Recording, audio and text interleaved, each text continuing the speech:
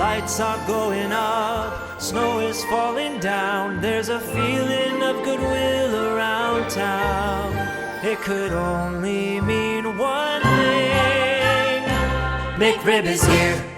People throwing parties, ugly sweaters everywhere. Stockings hung up by the chimney with care. It could only mean one thing. McRib is here. At participating McDonald's for a limited time. This episode brought to you by the following patrons: Leaf Girl, Min, Jason, Sex Caliber Bones a Lot, Madeline, Alyssa, Vixen, Holly, Laura, Jeremy with the laser eyes, Allie, Logan, Libby, Aaron, Kristen, Tia, and Jonathan. But because it's that special time of the month, we get to shout out our You Can Get It level sponsors, and they are Irk Like Jerk, Heather, Kathy, Nikki, Knitting Menace, Spooky Lime Pie, delicious, Renee, Billy, Charles, Caitlin, Dharma, Grace, Seth, Bryce, Sean, Allie, Dr. Voorhees, MD, Amelia, Becca, AJ, Radioactive Spider Gwen, Irene, Nate, Naomi, Bex, Laura, Cameron, Kaylee, Jackie, Alyssa, Mushroom Snail Fox, and Unintentionally Badass, aka Jennifer. And all the patrons want you to know you're loved, you're listened to, and you're a valuable member of this awesome horror virgin community. And if you want to hang out with all of us, do so in the Facebook group, where we'll be hanging out and talking about how cool it is that this almost entire movie takes place inside of a movie set in like a hangar. It's awesome. We'll be talking about that and stuff like that daily. Okay, so like when she's about to crawl into the pit and he's like, you're going to learn the one true religion, I knew they weren't going to do it. You wanted Pitbull to be down there, right? Yeah, I wanted something crazy to be down there.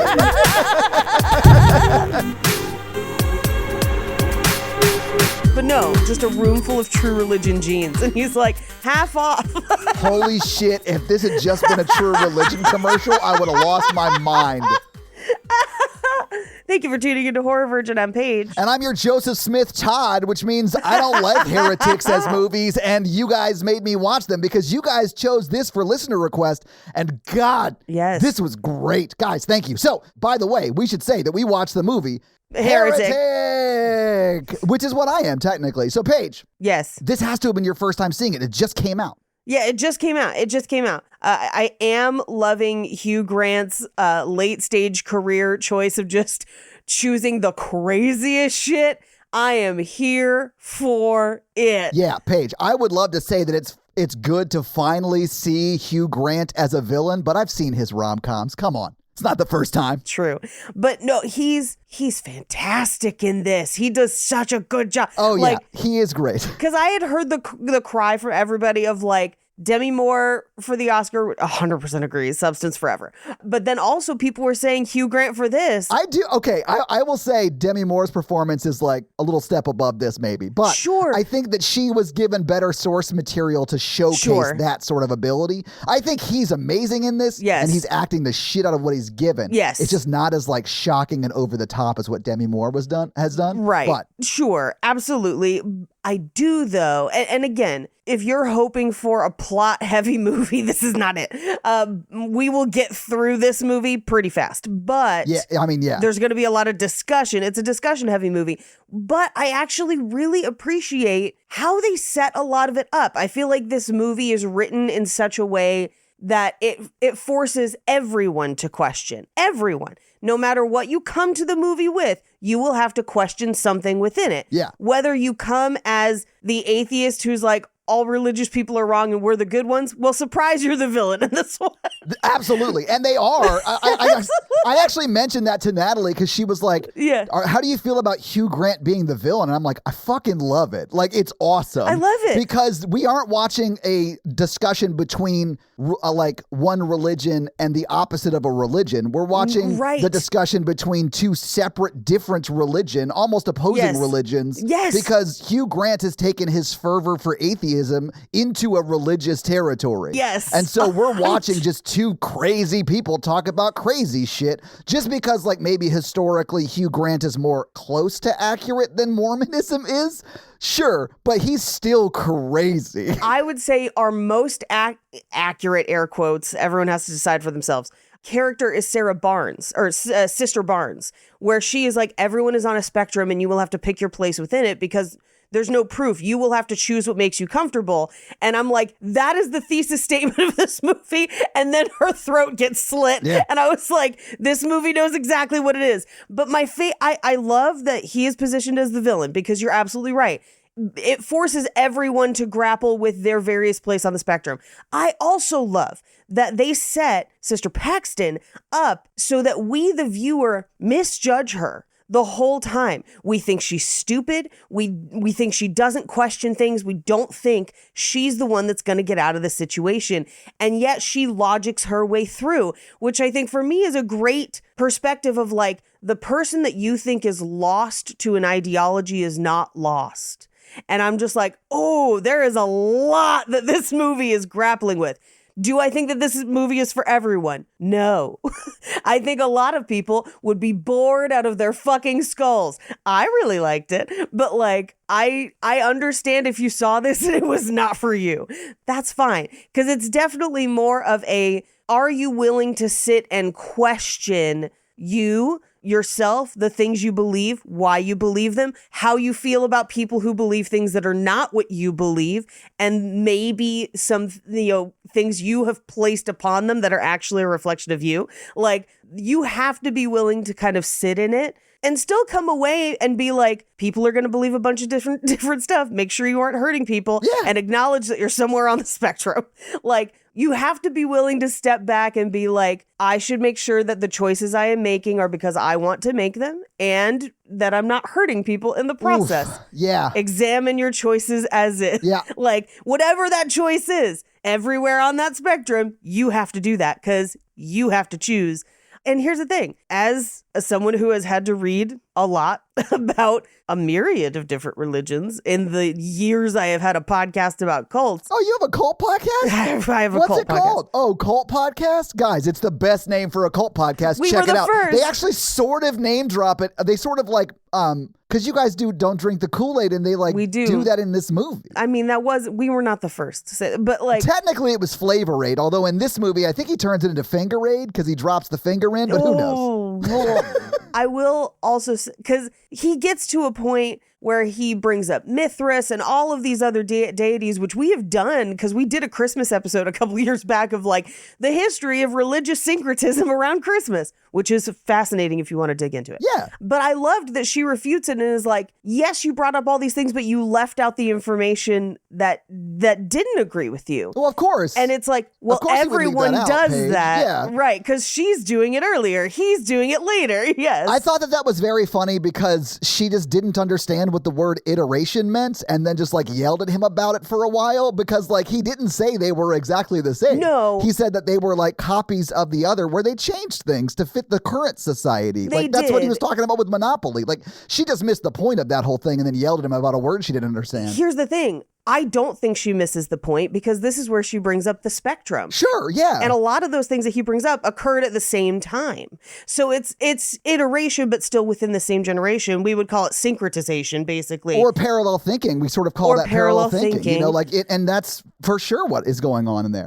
The one thing they did not, that he like scratches the surface of but doesn't fully bring up is just the nature of human storytelling. I would have loved to have more of that because I feel like that is a huge part of all of this. But that's just me as a screenwriter being like, if you dig into how humans conceptualize story. Paige, your version of this would be like Hugh Grant, except it's like a resurrected Joseph Campbell, and the whole thing is like story structure and story circle based. Yeah. I was like, if we look at Mithras. Instead of the quote prophet in the basement, it's like the goddess or whatever, and you have to go meet with the god. Anyway, whatever. Look. We're both story circle nerds, but Did yeah. they control alt delete goddess and put in prophet? Maybe. But it's at that point where she basically is saying like, I heard you. I still have my own beliefs. Yeah. Even though some of the things you say hold up. And historically, yes, Yeah. I can still choose. Yeah. And that's why he kills her, because she doesn't choose control. And I was like, He kills her because he's gonna kill both of them. Like, it doesn't matter. he's going to kill both of them no matter what. He is a serial killer.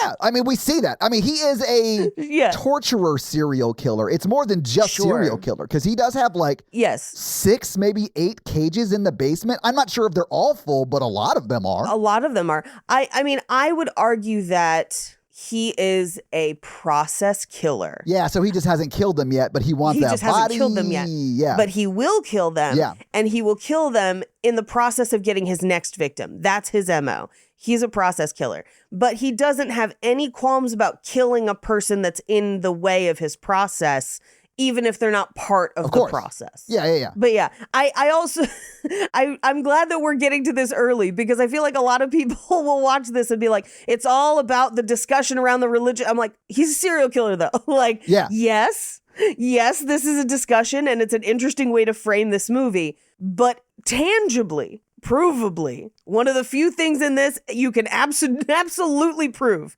He is a serial killer. Oh, yeah. Yeah. I mean, we see all of it, the evidence for that on the screen, for sure. Yes. Yeah. But I thought I think this is really well written. I think it's super interesting. Yeah. It's very A24. There are a handful of things in this that I was like, miniatures, this is an A24. Oh, Paige, when they reveal the H.H. Holmes, like, miniature, and she's, like, running through it, and then it pans up to the door she then runs out of, I was like... Such a cool shot. Oh. Such a cool fucking shot. I love it. I was like, okay, Hereditary. I know. Okay. I know. They know what they're doing. They were like, people really liked Hereditary. We should do more miniature shit. And guys, you should. It's cool. I liked it. Yeah. You should. Yeah. Bring back more miniatures. Honestly, best use of the dollhouse since Barbie. Am I right? Come on. Oh my, I did. Okay. I did love the use of a dollhouse in Barbie. However, I'm glad we're talking about this today. This is a great movie. All I want to talk about is the slightly less great movie that you and I both watched on Netflix that we can't do till next month.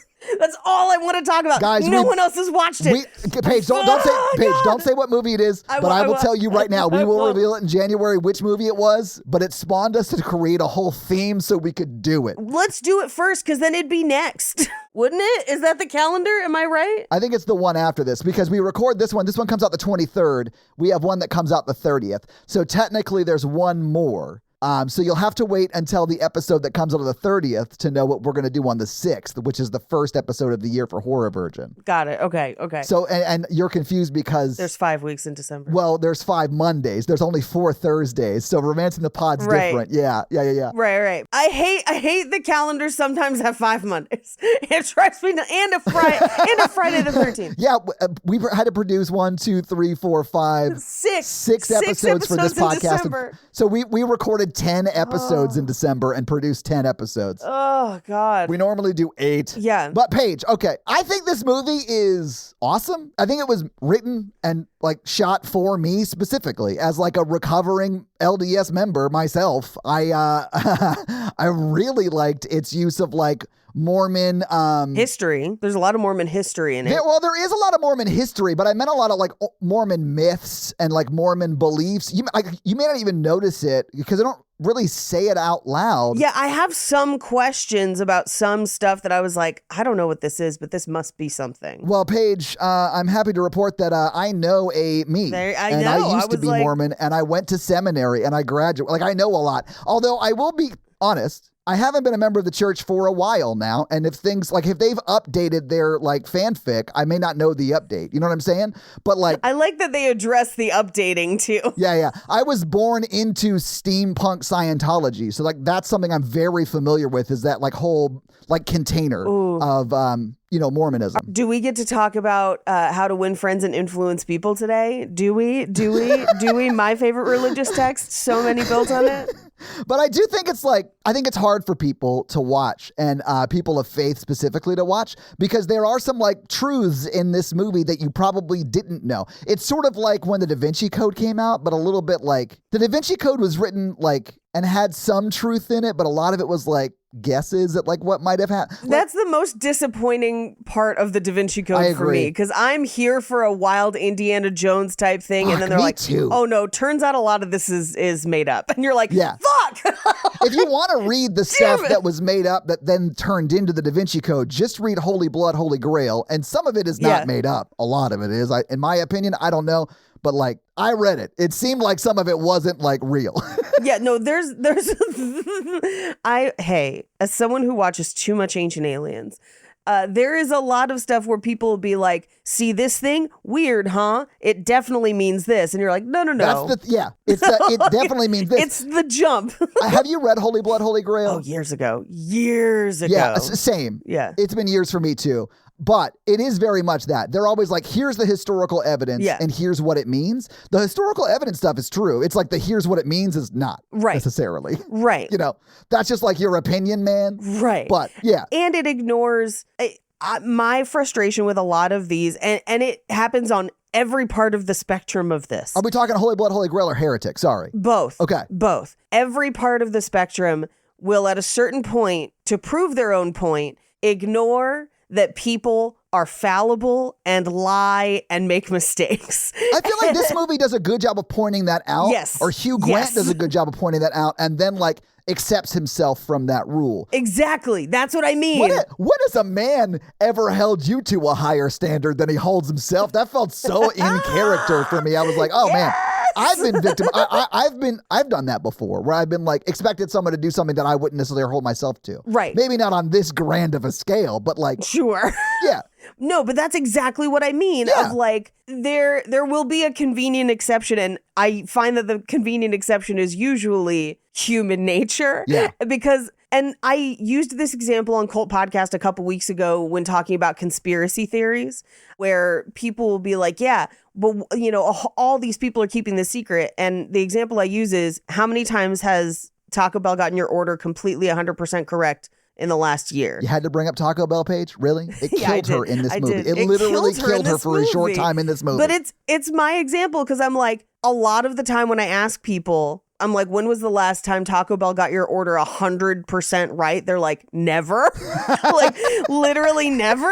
And I'm like, people overestimate the competence of people all the time. Like, and I use the example of, I pulled up to a drive-thru one time at Taco Bell, and I saw their employee posters in the back, and one of them said, "Step 1, apologize," which is one of the funniest employee posters I've ever seen. But it assumes that they're going to make mistakes because they are human, and humans make mistakes. Yeah. And that is just something you have to accept about human life. So that's why when people are like, well, the Bible says X, Y, and Z, and I'm like, which version written by whom?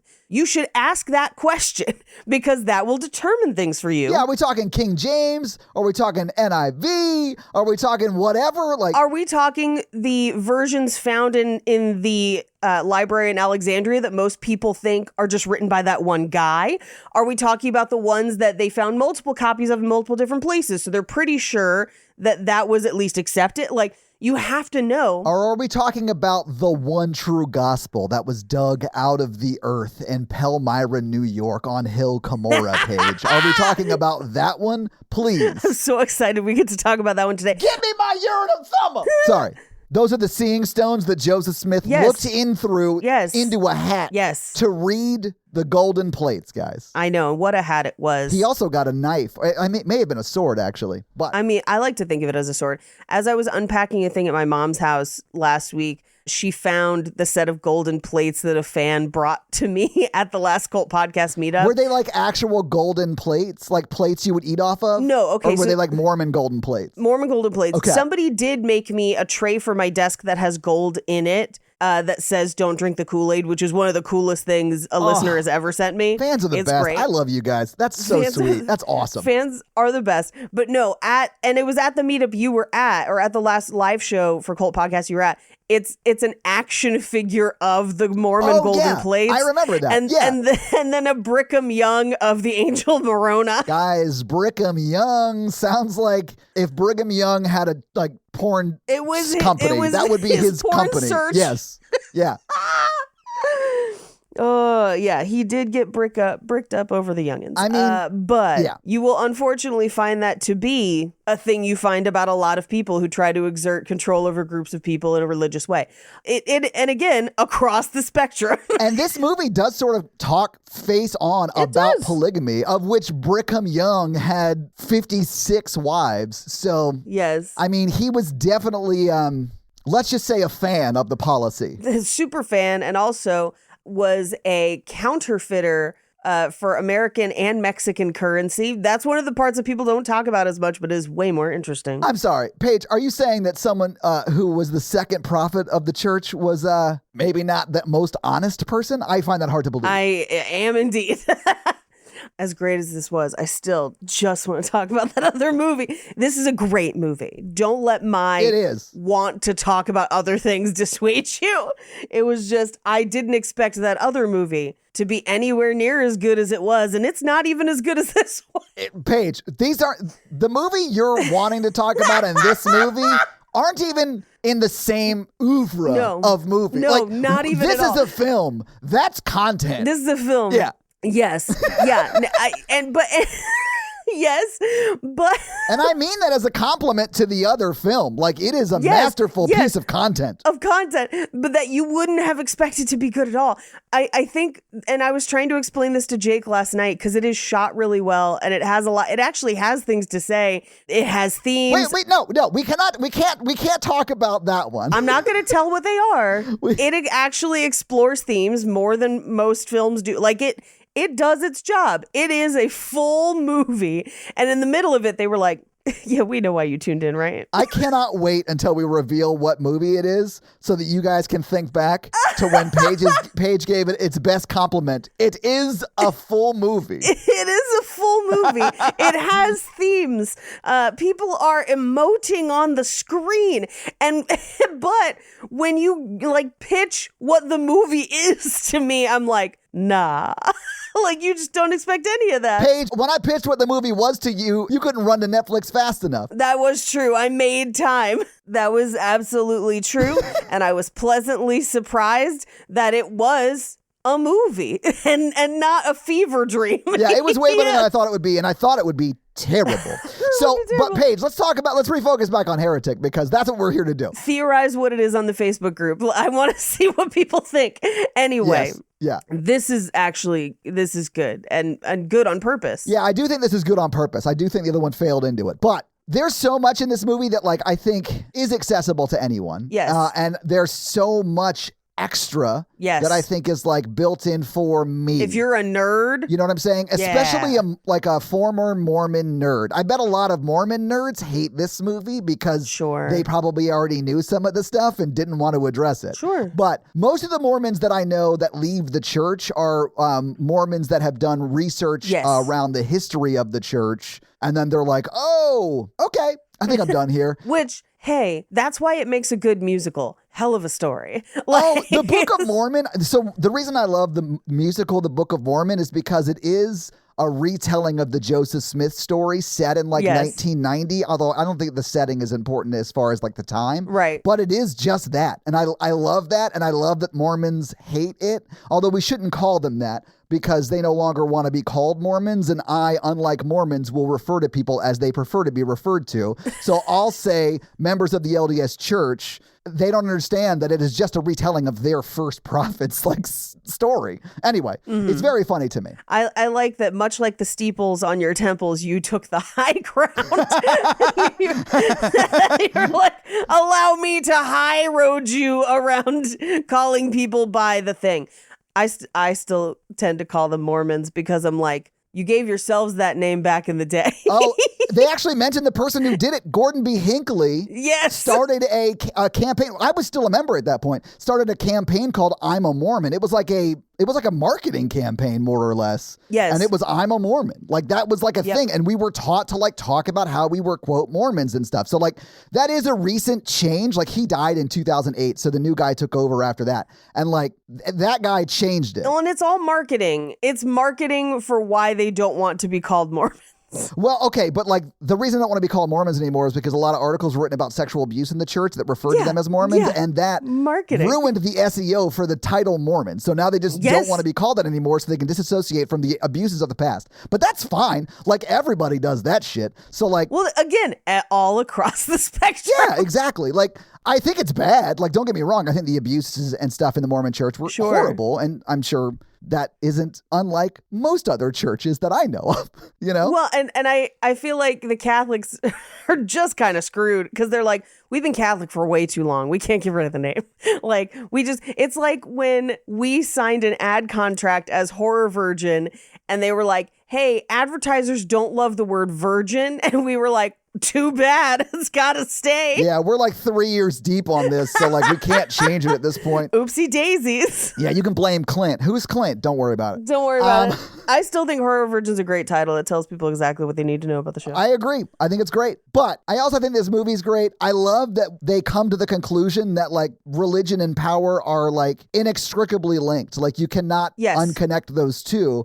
And a lot of times it is used to control people financially, physically. And specifically women. Paige, it's mainly women. But it's not just women. It's also men, but it's mainly women. No, it's society. Yes. And I do think that they point that out here because the other religion, atheism, like our stand-in for that is like Hugh Grant. And he has women in cages in the basement. So like, yeah. I would argue that opens up a discussion of, yes, religion is often used to control women, but I believe it's used within the confines of a greater societal control of women. And it is an element of that because not all women are religious, but almost all women are subject to a society that does hold them as second-class citizens in many regards. Yeah. And I think for people who are religious, that's another way in which that shows up in their lives.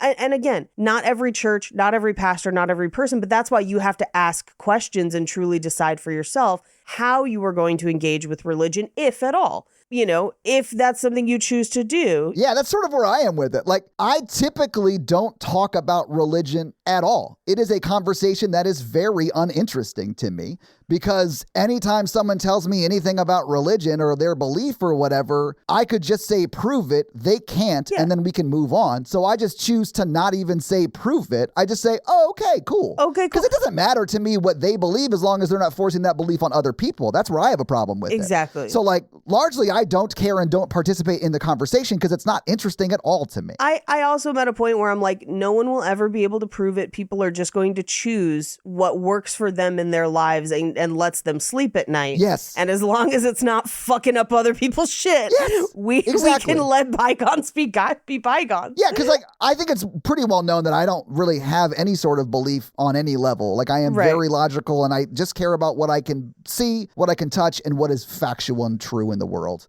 And like, that's the way I've chosen to live my life. I don't give a shit if you believe something. Like, that doesn't matter to me at all. Yeah. Please believe it, especially if it gives you comfort. God, please believe it. Yeah. And don't get me wrong. I would fucking love to be wrong and there be an afterlife. Like, that would be great. Like, I once described myself as an atheist who like really hopes I'm wrong.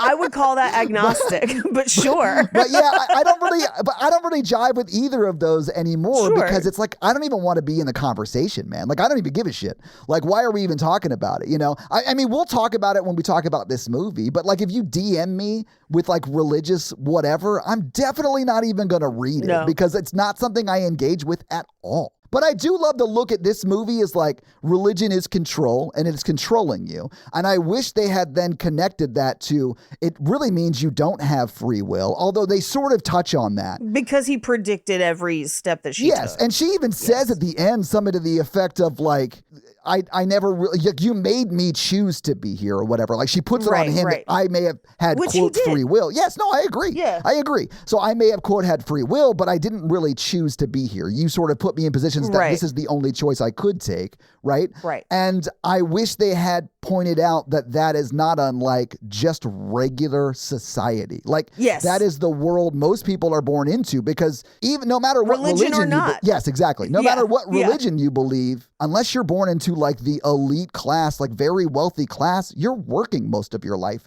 for the betterment of those people, right? Yeah. So they're like making money off of your labor and you feel forced into doing that so you can literally survive. Right. And I'm not saying that that's like bad. I like a job. I like having things to do, but I wish they had gone a step further and to be like, hey, those of you who don't even believe in like anything, you're still subject to this kind of shit. But they didn't. Right. It's just, it takes a different form. Yeah. But I also think that's like, you have to process this movie and then have that conversation. That's the sequel. Yeah.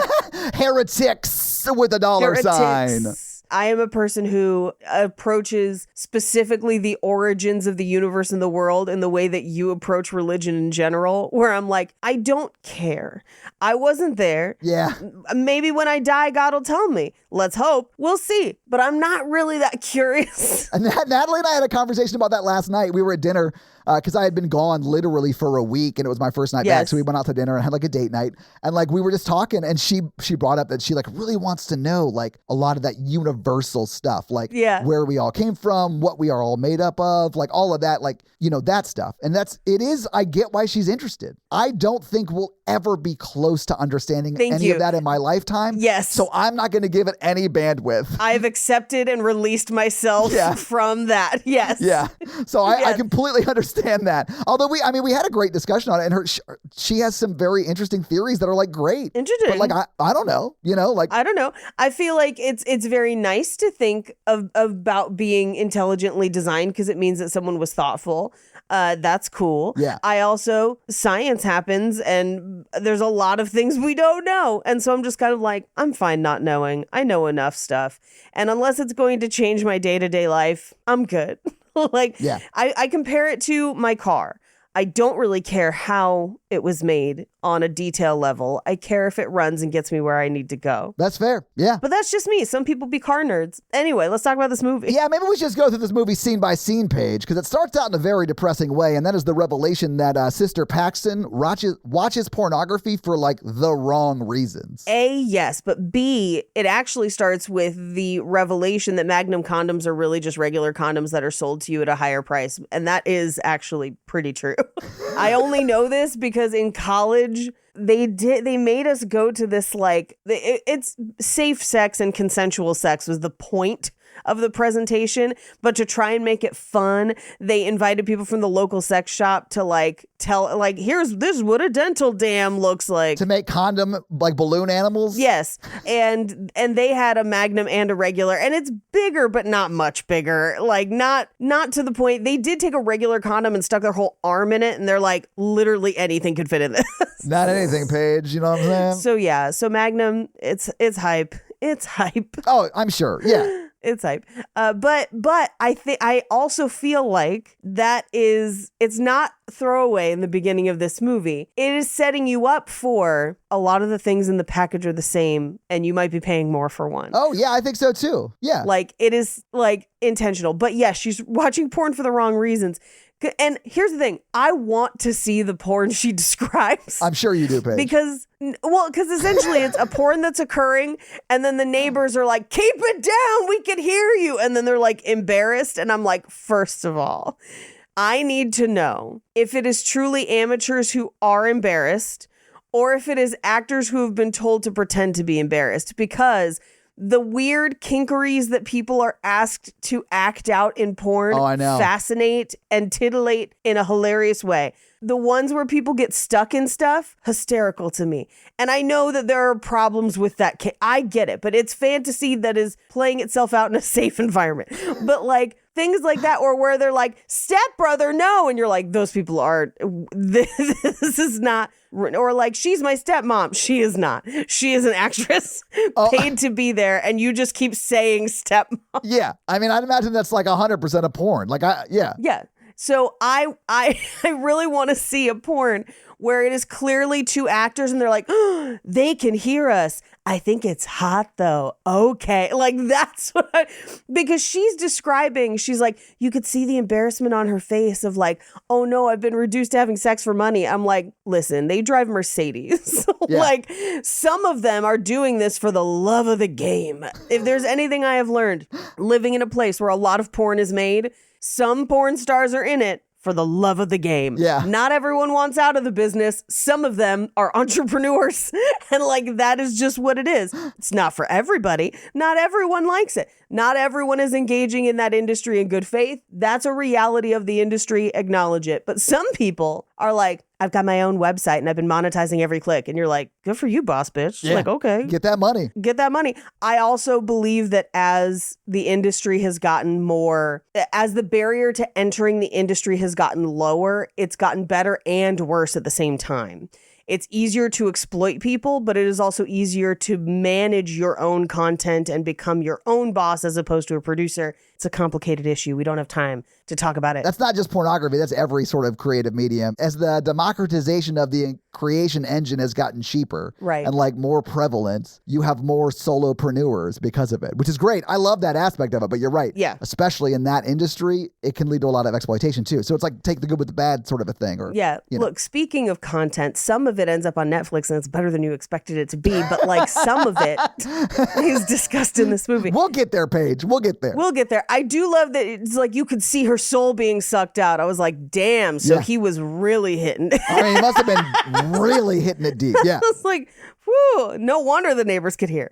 And I just have in my notes, I was like, that could have just been part of the porno. But like, how crazy would a porno be of someone being like, oh, my soul? Like, Oh, have you not seen the Exorcist page? Come on. I'm sure that exists. I'm sure it does. I'm also sure it came out in like 1979 or sometime way closer to The Exorcist. They're quick with the porn parodies. I wouldn't be shocked if the Heretic was already out somewhere. Already out somewhere. I'm also realizing that I've never Googled hot priest porn. And what am I doing with my life trying to fast forward through Fleabag as necessary? That shocks me with your love of Fleabag season 2. Yeah, that shocks me. And I just watch Fleabag instead. And I should, anyway. So they're out on their mission and we kind of get a sense of who they are. Sister Barnes, Sister Paxton. And Sister Paxton is like, I haven't baptized anybody yet. And Sister Barnes is like, oh, it's been like 8 or 9. And she's like, oh, but like, what about it how has God showed you it's true? And Sister Barnes doesn't answer, which as the viewer sets us up to think she's the one questioning. Oh, I didn't think for a second she was the one questioning. She's the one who's not from Salt Lake City. Well, she's the one who's not from Salt Lake City. Neither is the other girl. Well, but she's from Utah. The other girl's from No. She's from Ohio. And then Yeah. the other girl's from Philly originally. But they moved to Salt Lake City. But the other girl's Sister Paxton's not a convert to the church. She was born into the church. Right. She grew up in it. I have found that in my experience, the people who were born into it hold less to the beliefs of it, if that makes sense. Because they didn't have to choose it. And when you Yes. have to choose it, you have sunk cost fallacy. Exactly. So like Yeah. a lot of I would call them the most lax Mormons that I've ever met are the ones that live in Utah. Although that's very anecdotal. I haven't met every Mormon, but like, yeah, Sure. that's been my experience. Well, I think it also depends on how much interaction you have with the outside world. I would say that is probably not true of people in the FLDS. That is probably a very different experience because they are so isolated. Yeah, I actually know why it is. So like in Nashville, when I was growing up Mormon, there were 2 other Mormon churches in all of Nashville. In Utah, there's fucking 50 in every state or in every like county or whatever. Yeah. So like I was forced to sort of defend my beliefs every day if someone asked a question. That never really happens to them. Right. So the sunk cost fallacy is more real for someone like me Yes. who has to defend it, not daily, but whenever someone asks, right? Right, So like right. that is why that happens. And I understand that. But like, again, Yeah. But I did think it was, and we'll talk about when they get to the actual like house and when they're actually talking to him later, because I Yeah. think there's a marked difference between the 2 of them as well. I agree. That I think is supposed to try and set us up to think that one of them is going to be the final girl over the other. Yeah, I think we're supposed to think that Barnes will get out. but Barnes is the final girl. Yeah. Yeah. And I really like the flip, but we'll get to it. Yeah. But I love that they're listing off who they have to talk to. And they're like, okay, it was the bald guy at Costco. Yeah. They're literally like carrying bikes up these steps and they're like walking around town and they're like talking about like They're in the gay part of town and you can tell from the crosswalk. they're in the good part of town is what you're saying. That's what I heard. Yeah. Yeah. It's clean. Yeah. And probably has the best farmers markets. That's always been my experience with the gay Best part of town. brunch in town. Yeah. But like as they're climbing the stairs with their bikes on their shoulders, they're like, for every flight of stairs we climb, our husband gets 5 times hotter. I love which that. to me is funny because that's something you're taught. Is it Like really? the more you set, yes. Paige, you didn't know. Okay. Yeah. So I can give you a real life example of how that was like instilled into me as like an 8-year-old child. Please tell me. Yeah. So like okay. my Sunday school teacher was a guy named Joel, who I love and is great. He was married to the oldest Shadazy sister. So like the Shadazy, Okay. that group, Yeah, he was yeah, married yeah. to her. I would hear all the time, never from him, but like from my dad, from the bishop, from like other people in like church leadership, which is all male, mind you, Right. that the reason he married her, and she was like a legit model, as well as being like a great songwriter and a famous sort of singer at the time. Yeah. The reason that they were married is because he went and served a mission and was a faithful Mormon and was like this great guy. And she was his reward. Yes. Okay. Isn't that gross, Paige? So, yes, it is. And also completely downplays the fact that Joel was an attractive, Was he? Yeah. amazing drummer who was on the road with Jody Messina. Okay. Like, it makes sense that that kind of guy would be married to that kind of woman. Yeah, because they right? worked in the same industry, they met, and it Yes. made sense they had commonalities. Yes. Exactly. And he was a super handsome, awesome guy. You know, like, of course he would end up with a super attractive, awesome lady. They're great. Like, you know what I'm saying? Like, Yeah. it has nothing to do with that. But I thought it was so gross looking back that they were like, this other human person was his reward. Right. At the time, I was like, oh, great. I'd love a hot wife. You know, like, Sure, 'cause I don't sure. know what the fuck. I'm 8. So this is a huge problem that I have with purity culture in general. Yeah. And that's how I encountered it, because it diminishes the worth of both people, right? It does. So it tells men that A, you are entitled to a whole different person that has their own thoughts, beliefs, whatever, and diminishes that completely. They are just a thing to be gifted to you. But also, you're only worth getting that if you do these things. You have no intrinsic value of your own. It's bad for both. Yes. And it also really, really fucks with people who are not society's version of attractive, because then you can't be someone's reward and there's nothing you can do to fix it. Paige, it literally says that her only value, like in that situation, Yes. that I was told, like that specific situation, like that she was like a model, Yes. and at the time had like a number 1 or number 2 song on the radio, like Little Goodbyes or whatever. Like they had a hit on the radio at the time when I heard do this. remember this. And like, Yeah. those are really great reasons to want to marry her that are not, are not. Anyway, like, I just thought it was crazy that it was like, yes, she is now his property because he lived a righteous life. I don't know. It was nuts to me. But at the time I was 8, I was like, that makes sense. That makes sense. I was a dumb kid. That's all I'm saying. It also, I think, places undue import on appearance in a very specific way and a very specific type of appearance. Yes. Because women are pointed out to be hot if they look a certain way, which is why when you watch a bunch of Mormon content on TV, they all look the same. It happens other places too. It's not just Mormons. Look at and go to your Christian high school friend in the Midwest. She looks like a bunch of other people. It's fine. But anyone who is not that is immediately othered and considered to be a problem. Yeah. And like, as someone who just physically, I was never going to be that, could not be that, won't be that. It was very hurtful growing up to just kind of be like, I will never be what these people want. And there's nothing I can do about it, really. And kind of refreshing to then meet non-church guys who were like, did you know you're hot as fuck? And I'm like, no, but what a coincidence, because that seems great for me. So can I just ask a question that is more making a point than question? Absolutely. Would you say that the overall societal othering of, and forgive me for this, but people of like your size or just fat women? Yes. yeah, led you to seeking out what might be called witchy vibes? Okay. Because I think there could be a through line. I've not done the research. Sure. I think there could be a through line between unattractive people being othered in society and those people Sure. seeking out another version of truth for them, and that not jiving with Christianity, and that being called witch. I think it's a chicken and the egg situation. Yeah, that's fair. That's fair. I think it's a chicken and the egg situation, because I would tell you that I was probably kind of a spooky kid. Like looking back on something like, okay, when my sister was here for Thanksgiving, one of our much younger cousins has gotten into books. I'm thrilled. My sister specifically made a point to tell me this because I hadn't bought them anything for Christmas yet. And she was like, oh, yeah, no, he's really into fantasy novels, a real Paige Wesley kind of a cousin. And I went, oh, yeah.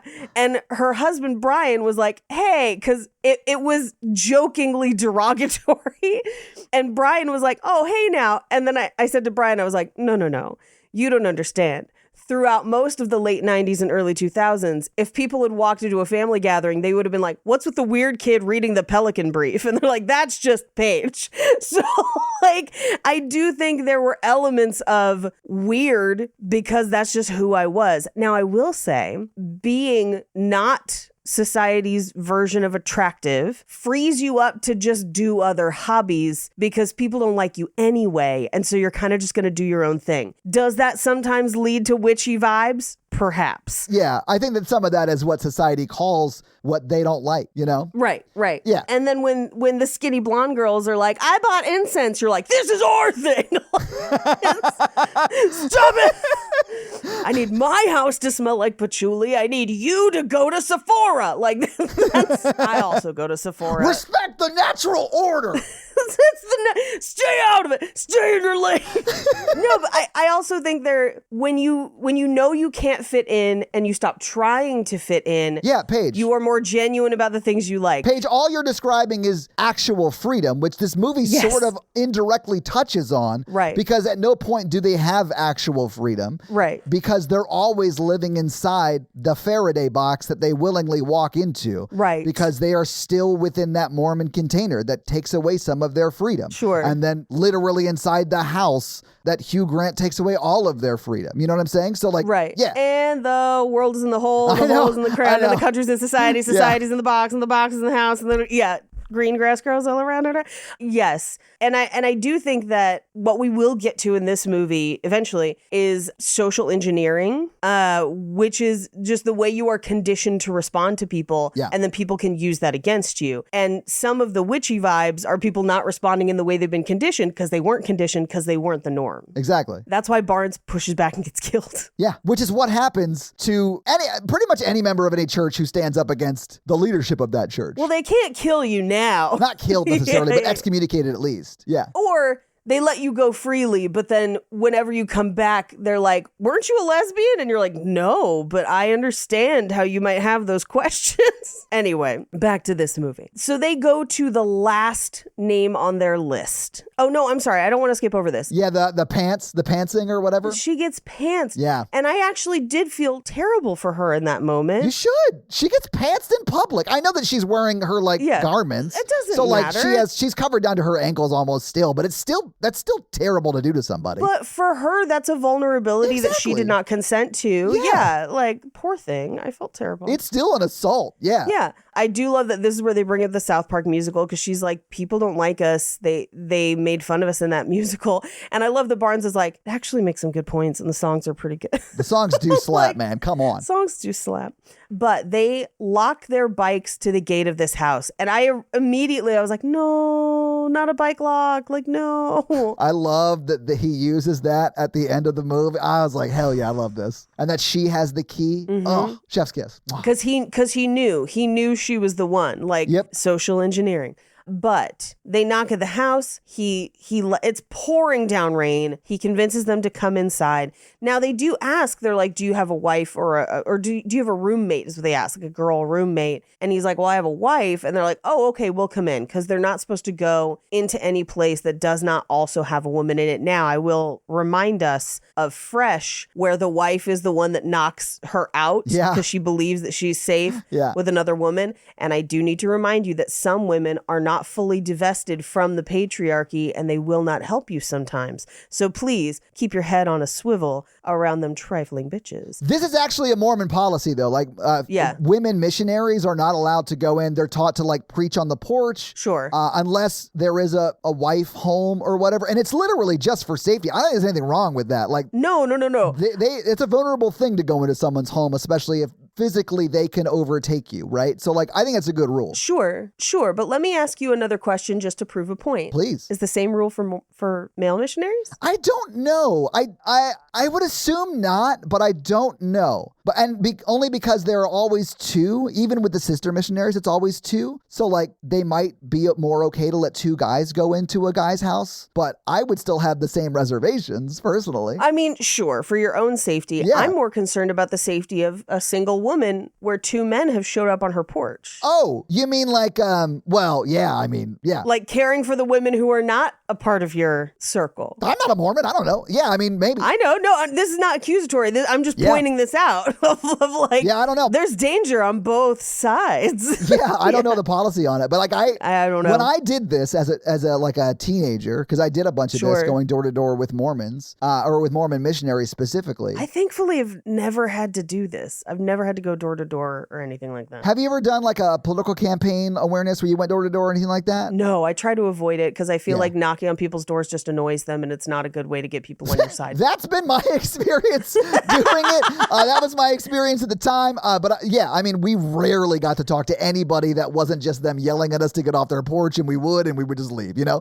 But I will remind you, and maybe you don't know this, but those two women who are, you know, riding their bikes everywhere, carrying them around upstairs, getting rained on, trying to spread the word of God, have paid probably between $9,000 and $12,000 annually to be doing that. Yeah, Because they self-fund their own mission, which is wild for an organization that brings in like $20 billion annually to do. Yeah. So like, I just felt they're like victims on multiple levels in this movie. Yes. However, one of my favorite memes is the sex position chart with Mormon missionaries and the bikes.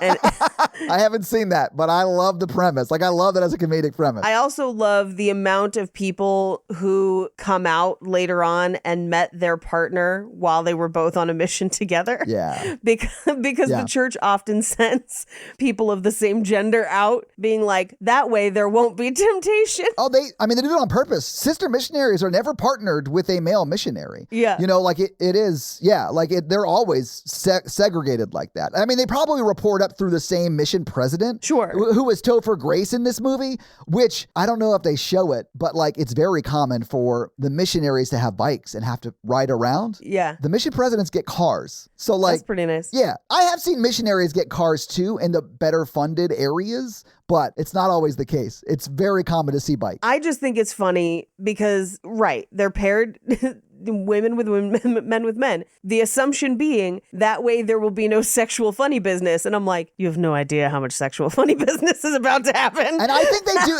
They obviously do care that like they don't want that to happen. Sure. But I think that they are fine to just sort of let it be like, well, at least no pregnancies will probably happen if that is the case, right? Sure. So publicly it'll look like we're upstanding and wholesome. It'll look fine. Yeah, which I think you'll find with most, and maybe this is just my experience with the LDS Church because I grew up in that, but that is like 80% of what they care about really, the public perception of anything. And that's probably not uncommon to other religions, but that's my experience with religion is through the LDS Church. So that's like my lens for it. I think it's common across the board, every religion, every version of this, every public-facing non-religious thing, caring about appearances over authenticity is a human experience. I agree. Anyway, Hugh Grant answers the door. And he lets them in and he's like, my wife's got a pie in the oven, but like she loves to bake. It'll be great. Let me take your coats. And then he says, the walls and ceilings are metal. Is that okay? And they kind of pause for a second and go, yeah. And I initially was like, is that a Mormon thing? But no, it's a Faraday box thing. I literally wrote, they're walking into a Faraday box. I would never do that. Which I knew, right? Because I was like, metal, it's going to block the cell phones. It's like, that's what's going to happen. But I was like, is there also a Mormon thing about metal walls? But no, it is just the Faraday box. I mean, unless it's in the new version, like the updated fanfic, I don't know. But like, that wasn't a thing as a kid when I was in the church, no. Okay. But I really do think it's just to block the cell phone signal for like the story point of that. Yeah. Well, and he asks them and they say yes, and he'll bring that up later of like, oh, you agreed. You said that was fine. Oh, yeah. And it's like, well, they didn't have all the information. And like, whatever. Oh, yeah. I mean, the whole thing is an allegory for like actual religion. Right. He has set decked this house to look like a lady lives there. However, I did notice that there was very little art on the walls except for a needle point that says, bless this mess. Yeah. And there's a moth trapped inside.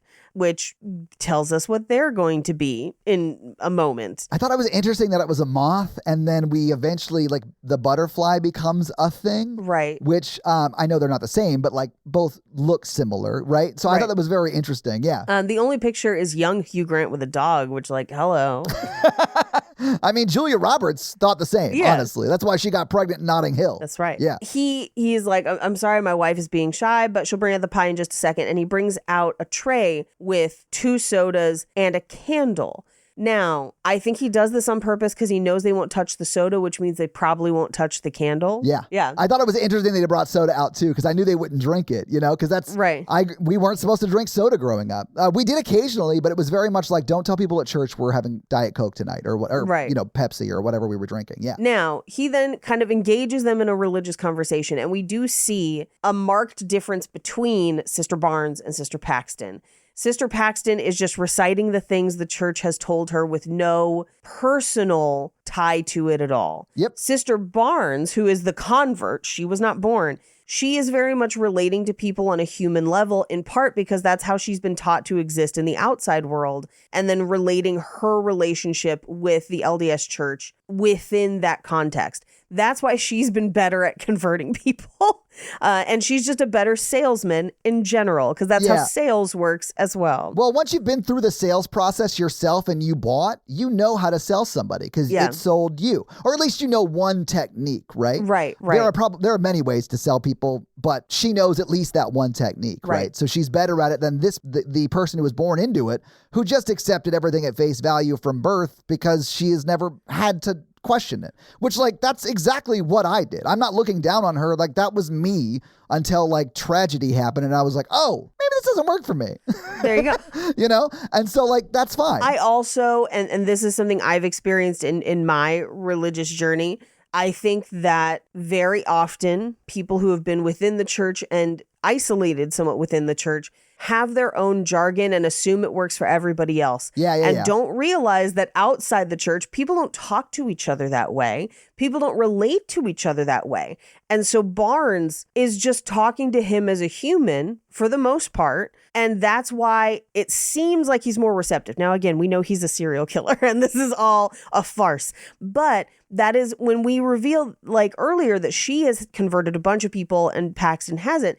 It's because those people are seeing someone that doesn't seem crazy. Yeah. They just seem like it has impacted their life positively and they're talking to you on a human level. It seems less salesy, and that's why she's converted more people. But we're seeing it here at work. Yes. I also thought it might have been a subtle nod to the fact that when you're on your mission, if you're in the earlier stages of your mission, you're always paired with someone who's been longer. You know, you're always paired with someone who's been there longer. And you sort of have a senior and junior member, although I don't think they're actually physically called that. Right. But, you know, so I thought that was like an indicator of that as well. But I don't think you're wrong. I think you're right on with, you know, the way that a convert would behave when selling the religion and someone who's born into it when selling the religion. Right. And it's purely just a matter of exposure and how people talk about religious things, because if you grew up in it, the only way people talk about religious things is within the accepted norms. Right. But if you grew up in a secular family, like you know how to speak to other secular people, right? Yeah. So yeah, I 100% agree. Yeah, I think you're 100% right. Spark something uncommon this holiday with just the right gift from Uncommon Goods. If you haven't finished your holiday shopping yet, or like me, have yet to begin, I've got a secret source for incredible original gifts, and that's Uncommon Goods. They've got unique, hand-picked gifts for everyone on your list, all in one spot. Gifts that spark joy, wonder, delight, and that's exactly what I wanted type feeling. You know what I'm saying?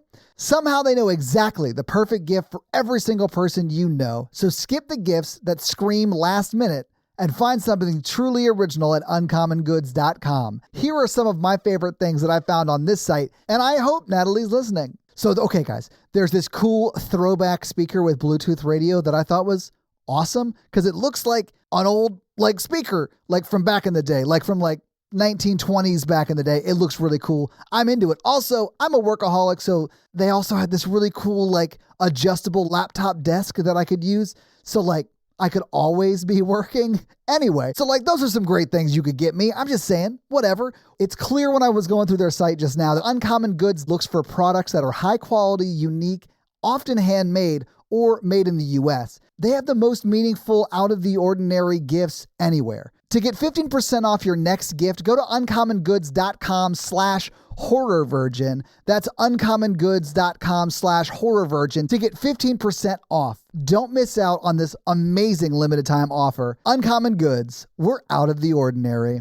Anyway, Sister Paxton admits that we were told that we should maybe not prioritize this one, but you seem like a spiritually curious person.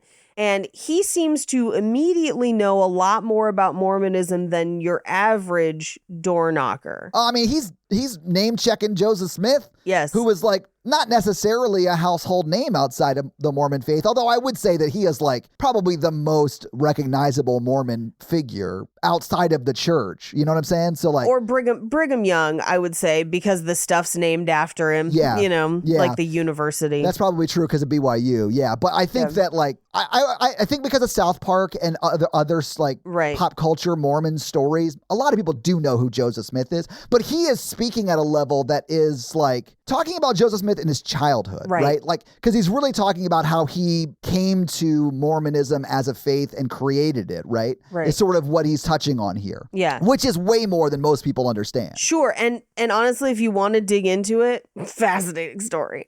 Fascinating story about America at the time, by the way, because I am of the belief that the LDS Church could have only been created and taken hold here because of American exceptionalism. Well, you and every other religious philosopher, yeah, absolutely. Yeah. Because, I mean, it happened, something like Mormonism was always going to happen because Right, yes. it was like during that second Great Awakening revival period of like the late 1700s, early 1800s, right? Yeah. So like people were barnstorming like tent revivals and stuff like that all over. Like they even called it the burned over district Yes. where he grew up Yes. because that was like so common. Yes. And so like if you want to get into the history of like how Joseph Smith came up with the idea for the religion, like we could have a broader conversation about that. But like I think there is a very clear through line in his life that would lead someone to think that he could make a lot of money and control a lot of people by doing this because he'd seen a lot of people do just that his entire childhood. Yeah, I also think, and it's happened, there have been 3 or 4 different periods of this in America. And we see a rash of cults and religious movements every time.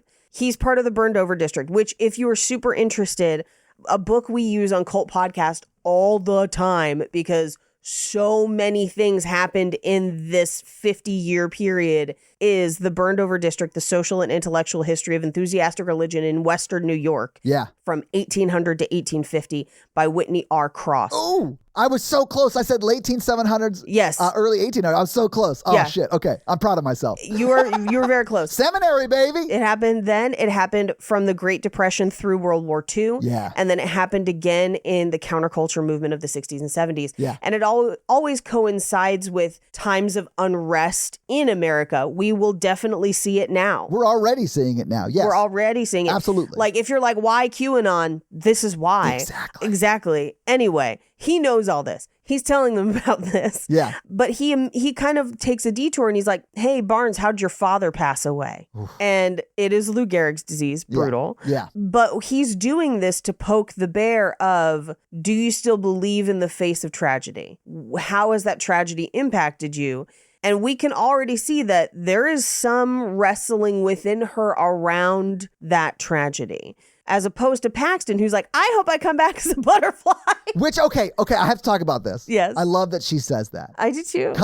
Because the LDS Church does not believe in reincarnation. They believe in resurrection. So, and I will say, like, it is the character who I think actually knows the least about the Mormon faith in the scene. Which helps her. Because I think so too. I think so too, Paige. Yeah. But I think that it's funny that she says that as that standing, as the character of that standing in the scene. I think that's very funny. But you could also explain it away as like, it's a turn of phrase that like, oh, wouldn't it be great to be a butterfly? Like, so it doesn't bother me. What do you want to come back as? Oh, probably a human person. Like, it sounds way better than being anything else. Top of the food chain. Yes, absolutely. I don't know. Cat seems pretty cool. Like house cat. Okay, if I could pick house cat, that would be cool. Or like, right? Like a lovable Dalmatian in a rich person's family. Like that sounds better than being just like a lower class or, you know, a lower society human. I pick presidential dog so that I can bite Secret Service agents for fun. The only dog a cop can't shoot, Paige. I know.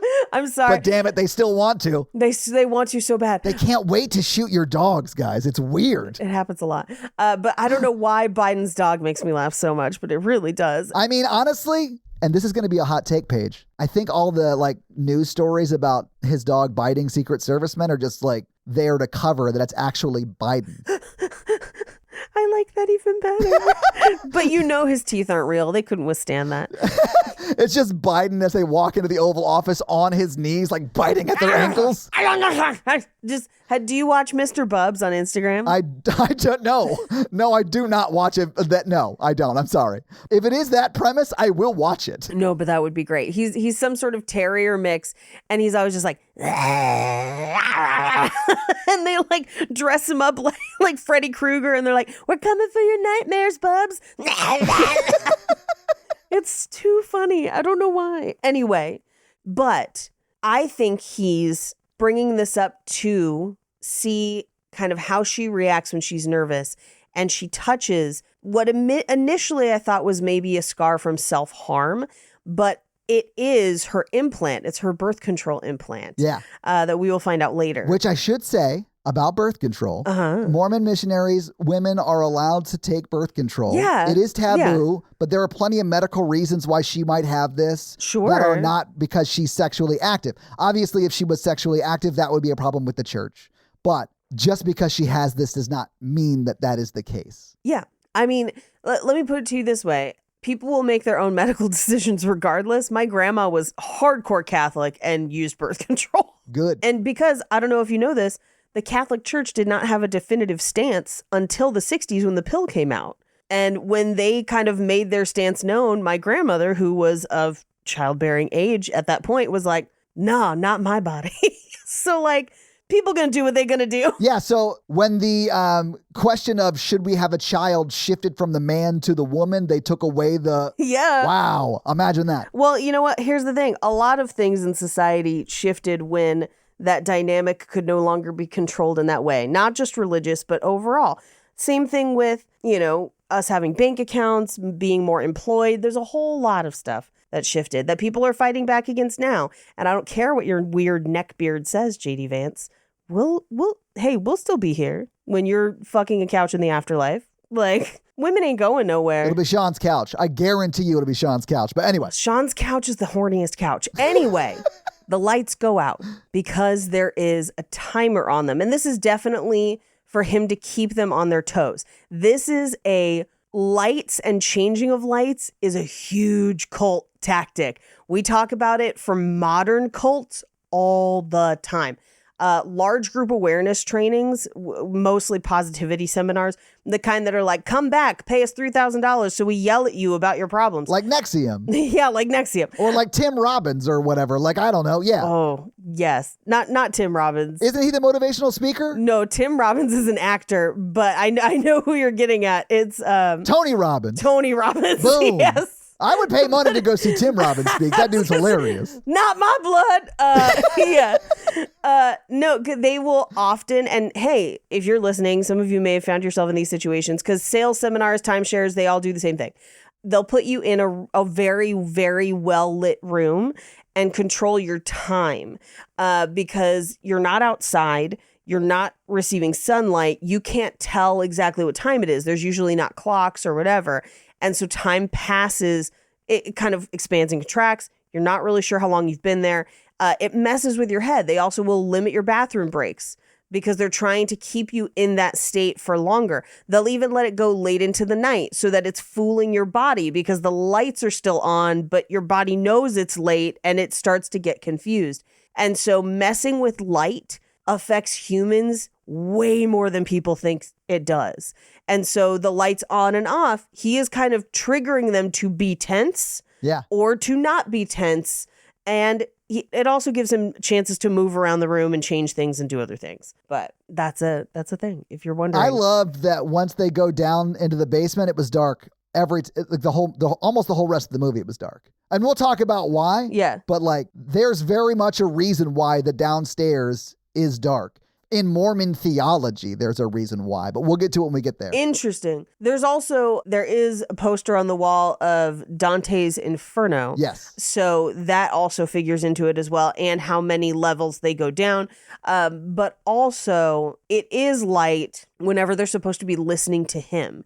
He's associating his, air quotes, teaching or sales presentation with light. Yeah. Anyway, he puts the light back on. He's like, let me go check with my wife. I'll get you guys some water because I forgot Mormon's soda. Right. But I'll be right back. Now, he does say, he's like, but wait, before I go do that, let's talk about polygamy. Like, drum roll, icky, insensitive question.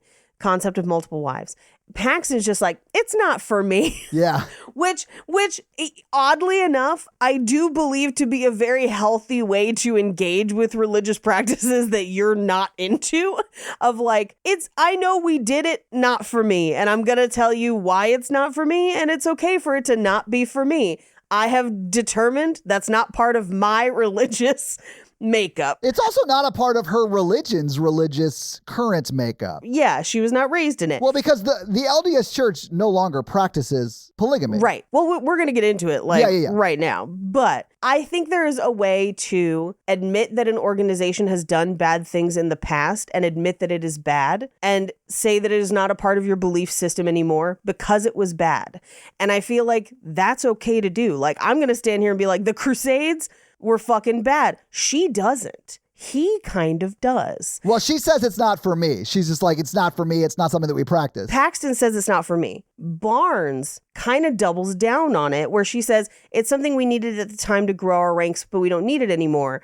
And he pushes her of like, well, it was also bad. Like, it was misogynistic. It hurt people. It was bad. And she's like, well, it's just not necessary anymore. Yeah. And I think that's him pushing on her belief. That is what we are taught as Mormon children. Right. As to why polygamy happened. She doesn't go as far as to like bring up the Missouri of it all, but it was legal to kill Mormons in Missouri on site until like the 1970s. Right. And I know like it was Governor Boggs who instituted the execution order. And I know that it was like, it was it was so ingrained into us. I remember it was something to the effect of like, Mormons must be treated as enemies and must be exterminated. Yes. It was something like that. And that wasn't repealed until the 1970s. It wasn't. And it's not okay for that to be there. No. But I'm just going to say that they said, like, what we were told as kids was so many men were murdered off. You had to make more. Women had to, no. It was that too. Don't get me wrong. Right. But women also had to marry into families to travel out west to live in Utah. And then that once they were there, they would divorce and find someone else. It was just marrying into a So, and that is not the case, Paige. No, I was going to say, that is what we were told, right? The first part's a little true in that women who lost their husbands were often married into larger families, but that's because they had no choice. Right. And they were not divorced out after. They were captives, basically. Do you think any of Brigham Young's 2nd through 56 wives were on their second marriage with him? No. Maybe some, but not many. You know what I'm saying? Not many. So like, it wasn't that. No. We know what it was. Well, and did they tell you why Missouri instituted those orders? Oh, yeah, because Mormons were also straight up killing people. Like, they had a whole militia. Yes. And yeah.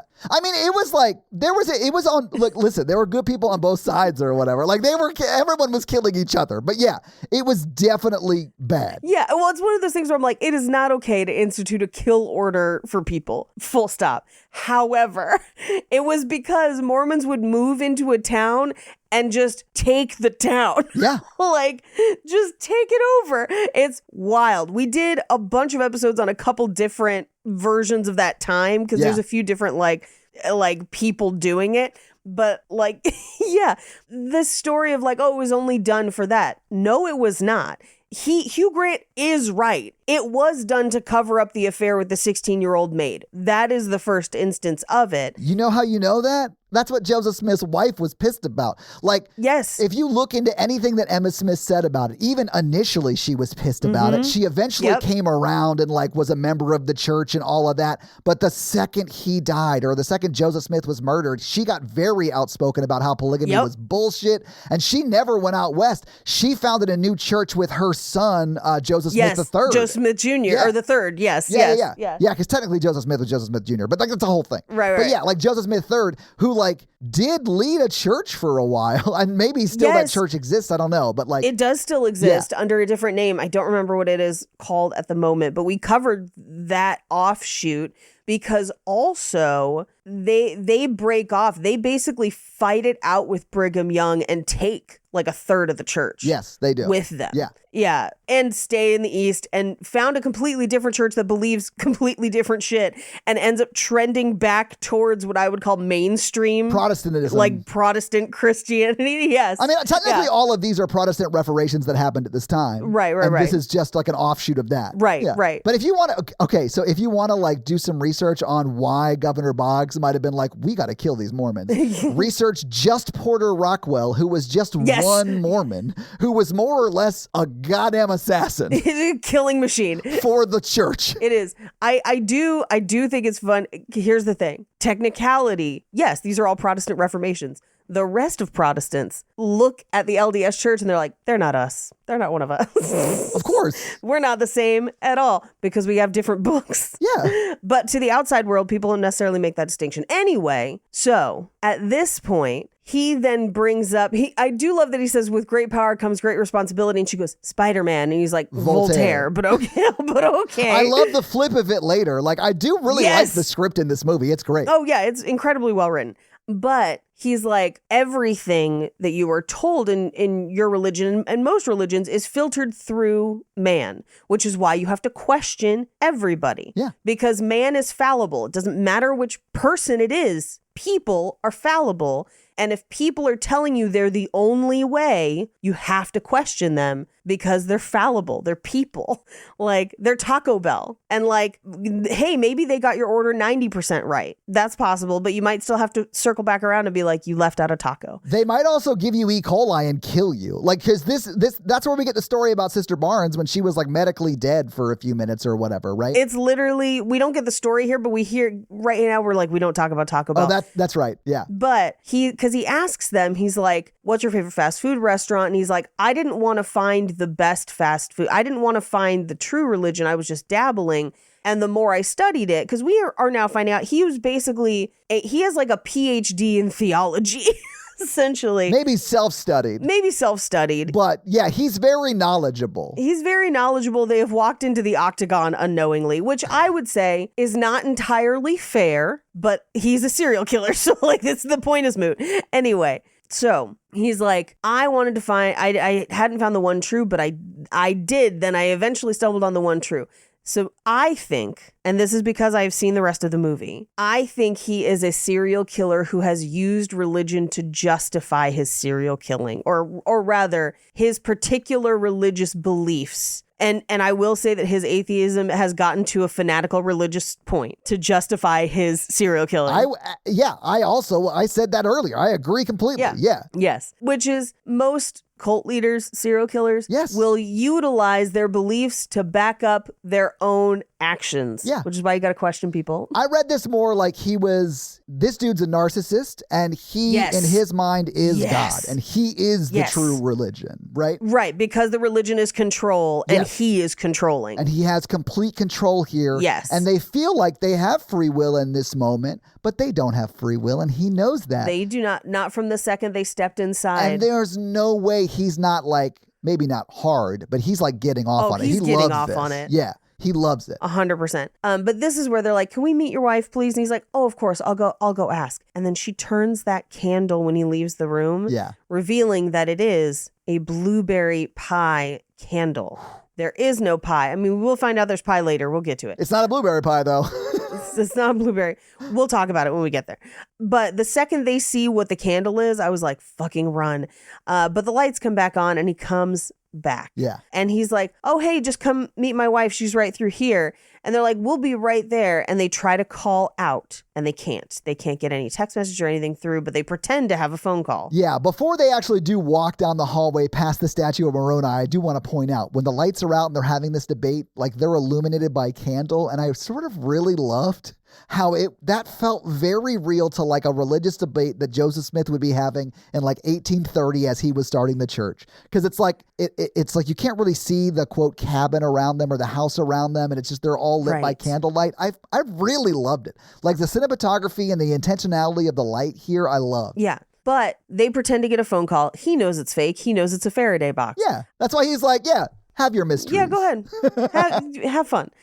They try to get outside. They can't. The door is locked, and they know their bikes are locked outside, and their coats are in the other room, and they have the key in the coats. And I love that they decide that they're like, fuck it, I'll walk back for them. I'm fine to walk. Let's get out. I loved that we had characters making a rational choice, but they can't. Like they think they are going to make the non-horror movie choice, but it's too late. They're locked in. They try to display actual free will, but they can't. Yes. Yeah. They can't. I liked that a lot too. So they're like, we didn't hear him leave. Maybe we'll ask him for help. And she's like, no, this dude does not want to help us, but he's their only option. They can't get a call out. They can't get through anything. And so they go, and we do hear the song Just Like a Butterfly Caught in the Rain. I do love the music in this movie. They made some very, very interesting choices. But they enter what I will call a library seance room, but it's all part of his maze, his trap that he sets up with people. Yeah. And they're like, hey, we've been summoned back. We got to go. And he's like, oh, here's your coats. There you go. Yeah. Here's your free will. You wanted your coats? And the bike keys are in the wrong coat. It has switched pockets. We don't know that yet. We just think it's missing, right? Because was it Sister Barnes who thought she had the key? It's no longer in her pocket. It's no longer in her pocket, but Paxton reaches in and it's in her pocket in this scene. Oh, she does see it. That's right. She does see Sorry. it. Yeah. So they know it is switched. And he's like, well, the deadbolts are on a timer, and so you can leave through the back of the house, but you won't be, getting through the front one. It's not open till morning. Now, here's my question, because we eventually do see where the timer is and how he controls it. If they had killed him in this moment, do you think it would have unlocked by morning and they would have gotten out? I think at any point, their best call is to full on attack this man and kill him dead, no matter if they can get out from the lock in the morning, because they can find a different way out. She finds a different way out. Right. Anytime you're positioned like this, you should kill the person who's put you in this position. Yes. So, yes, they should absolutely kill him. Yes. Because I thought the same thing, because we do see that it is an actual timer, which means that the deadbolt will unlock, which I do think even in his narcissism is his maybe just tricking of himself into thinking that they have free will because they can leave if they make it. I think it heightens it for him because he knows they actually do have a chance. Yes. But he is so good and powerful and whatever that they really don't. I think he likes that they could escape. Well, and in order to escape, they would have to violate the tenets of their religion and attack and kill him. Yes. They would have to violate one of the 10 commandments to escape. Now, I would argue, at least in my personal belief system, this is self-defense. You have every right to kill that person at that point. They have imprisoned you. You could kill them. Anyway, he keeps telling them, he's like, you can leave it anytime you want. You just got to go down this way. You got to, you said that it was okay that there's metal in the walls and the ceilings. And so you said you took a call. I know you didn't. I love the way he is playing this because he's like, guys, you're free to leave at any point. You don't have to give me any of these white lies. Like, it's fine. You could just go. Like, all you have to do is like go through one of these doors. And the way they set up these doors, the first time he's talking about them, he is silhouetted completely in the door. Right. And we'll get through what happens in the scene, but over the course of the scene, both the ladies transition and then they are both in the silhouette of each door. And I was like, man, this is blocked so well. Like, I loved it. Well, and I love who ends up at what door in a couple scenes. We'll talk about it because it does dictate where they end up in the movie. Yeah. But we'll get to it, in a very true way to their character. But he basically, at this point, is like, do you still think my wife is in the other room? Or have you been indulging a lie? Yeah. Like something that you now know is a lie and have known is a lie because there were clues that it was a lie. And are you deliberately choosing to believe it, even though you know it's probably not true? Which, here's the thing. Again, no one can prove anything. You're on your own spectrum. You can indulge whatever lies you want. Just don't hurt other people, right? Yeah. But he is making it a life or death. Are you indulging a lie? And at this point, Sister Barnes goes and checks both doors.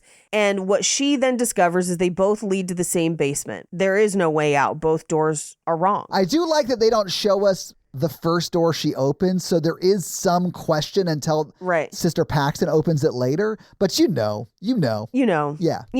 But we then cut to the church, where Elder Kennedy, aka Topher Grace, in a very small role, but very well done, is cleaning the church and notices that they haven't come back to clean their portion of the church. Yeah, he's like, where are the people that pay me to be my slave? Why are they not here? What are they doing? Where are the women that clean the things? You're not wrong. Although he does have a group of like 21 to 23-year-old men doing the same thing, but maybe not the exact same thing. I do think they do break up some of those things gender-based, which is gross, but like there are plenty of men doing acts of service for this mission president, of which my grandparents were for like a long time, back when Zaire was still a country. Well, that's somebody I follow for a completely non-religious reason, all of a sudden up and went on a mission to, and I don't remember which country they're in, but they're in Africa. Yeah. And I was like, y'all, what?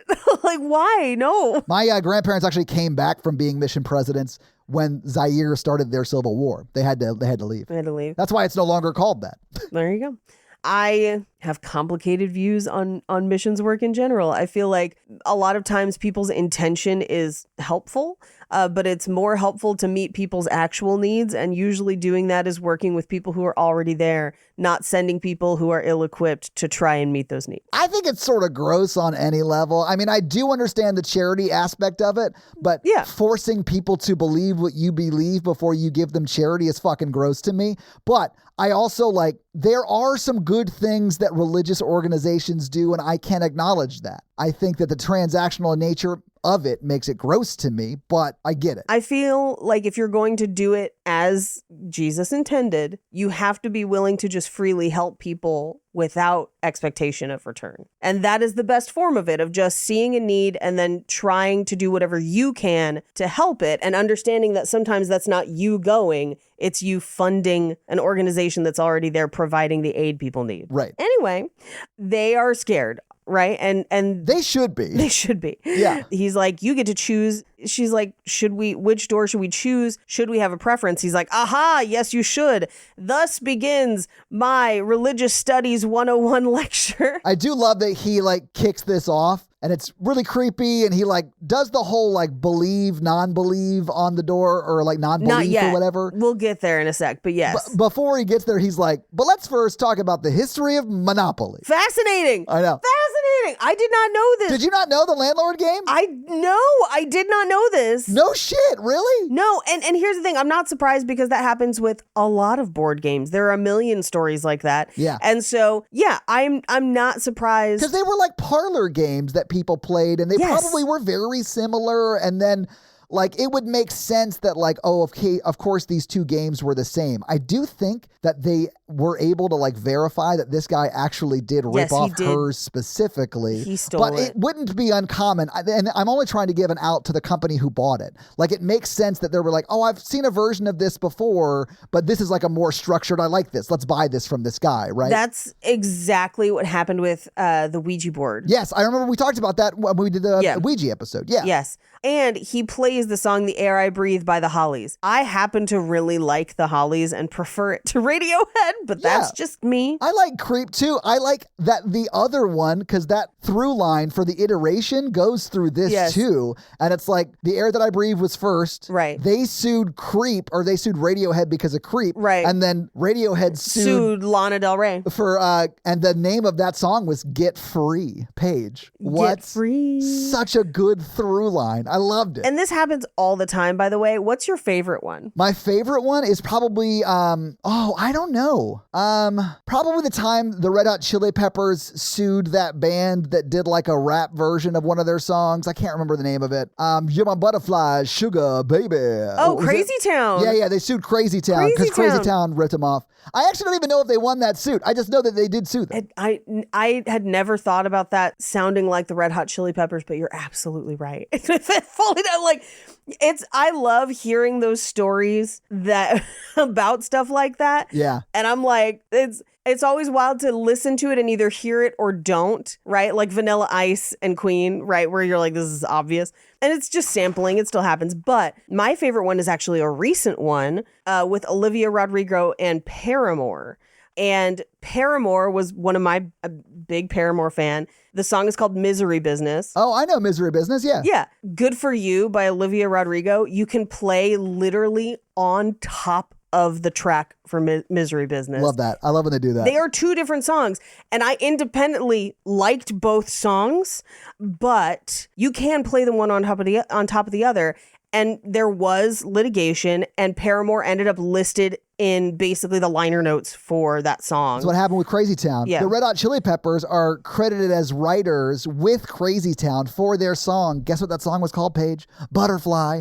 What? It also connects to this movie. Somebody, come on. What? That's amazing. Anyway, so he asks, have you heard the song before? No, but you have heard Radiohead. But he's just walking them through the concept of iteration, which has an actual codified name for the version of this he's going to talk about with religion, which is called religious syncretization, which is where religions take on pieces of the cultures that they are brought to, and it creates new versions. This is also how we get like if you've ever been to New Orleans, and it is very Catholic, but also has a lot of naturalist religion incorporated into it. It is a natural thing that happens with human belief. It is also, and this is why I wish they had gotten into more of the Joseph Campbell of it, but you only have so much time. It's one movie. Right. Of humans have a natural inclination to tell stories in certain ways. That's why a lot of myths of a lot of different cultures are similar across the world. The Bible, Greek mythology, Roman mythology, Hindu mythology, like Norse mythology, a lot of them have similarities because a lot of them are either written by or propagated by humans, and we tell stories in a certain way. Now, you can take that understanding in a couple different ways. You could take that to believe that there is some sort of divine being, and this is just how everyone has interacted with it, and the stories are similar because it's all the same. And that's how we're relating to it, and we're just seeing that's sort of what that's kind of the point Hugh Grant is making. Right. Yeah. Yes. Which I don't think is a crazy thing to think. I think that's actually a pretty rational thing to think, given the presentation of this, to look at, the, Greek and Roman mythology, Norse mythology, a lot of similarities of these are people living in a society. They have certain needs, wants, fears, anxieties, just like we do. And so this is how they have crafted the narrative of what is happening to them to the best of their understanding. If there is a divine overarching being, it is appearing and interacting with them in a way that has caused these stories. That's why they're all similar, because everyone's having similar interactions.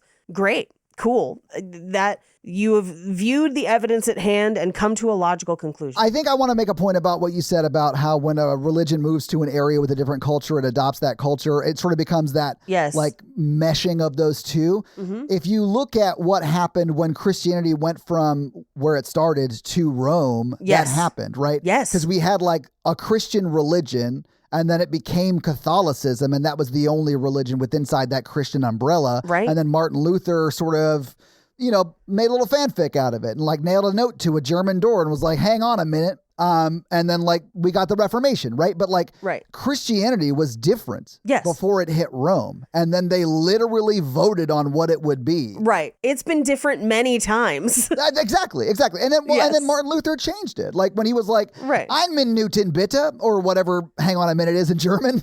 I probably got close. I don't know. But yeah, so it does change over time. Notice he was in Germany when he changed it. Right. Rome changed it when it got to them. Like Christmas became a thing, and like they changed the time of year it happened, and like those kind of things. That's my favorite part, because Christmas is so a lot of the ways that when a religion becomes a political force, which is what does happen to Christianity in Rome. That's definitely what happened in Rome, for sure. Yes. They will utilize the celebrations of that religion to then support the political force behind it. That is what happened in Rome. I'm so glad religion has nothing to do with politics anymore.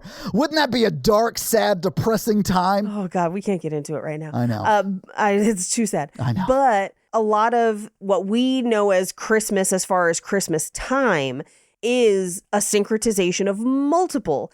You have Rome trying to unite multiple cult religions within Rome under one political church. So you've got Mithras gets incorporated. He mentions Mithras in this movie. He does. We have he does. The gift-giving traditions of Saturnalia, which was a winter celebration and meant to be kind of a break from, the non-harvest part of the year. But then also you have to remember that Rome was kind of at war with the Vikings, and they have their own celebrations for the winter, which is to try and break up the darkest, coldest part of the year. You've got to try and have something to keep people from killing themselves. And that gets folded in too. It literally is defeating the darkness and bringing back the sun. Yes. And that's why it lines up with the winter solstice. Right. I think the winter solstice this year is like the 21st. It's like, it's always right around Christmas time, right? Yeah. So like that is why it is at that time. In the Bible, like his birth takes place at tax time, which would have been probably April. We're not 100% sure, but like spring or early summer is what the theory is, right?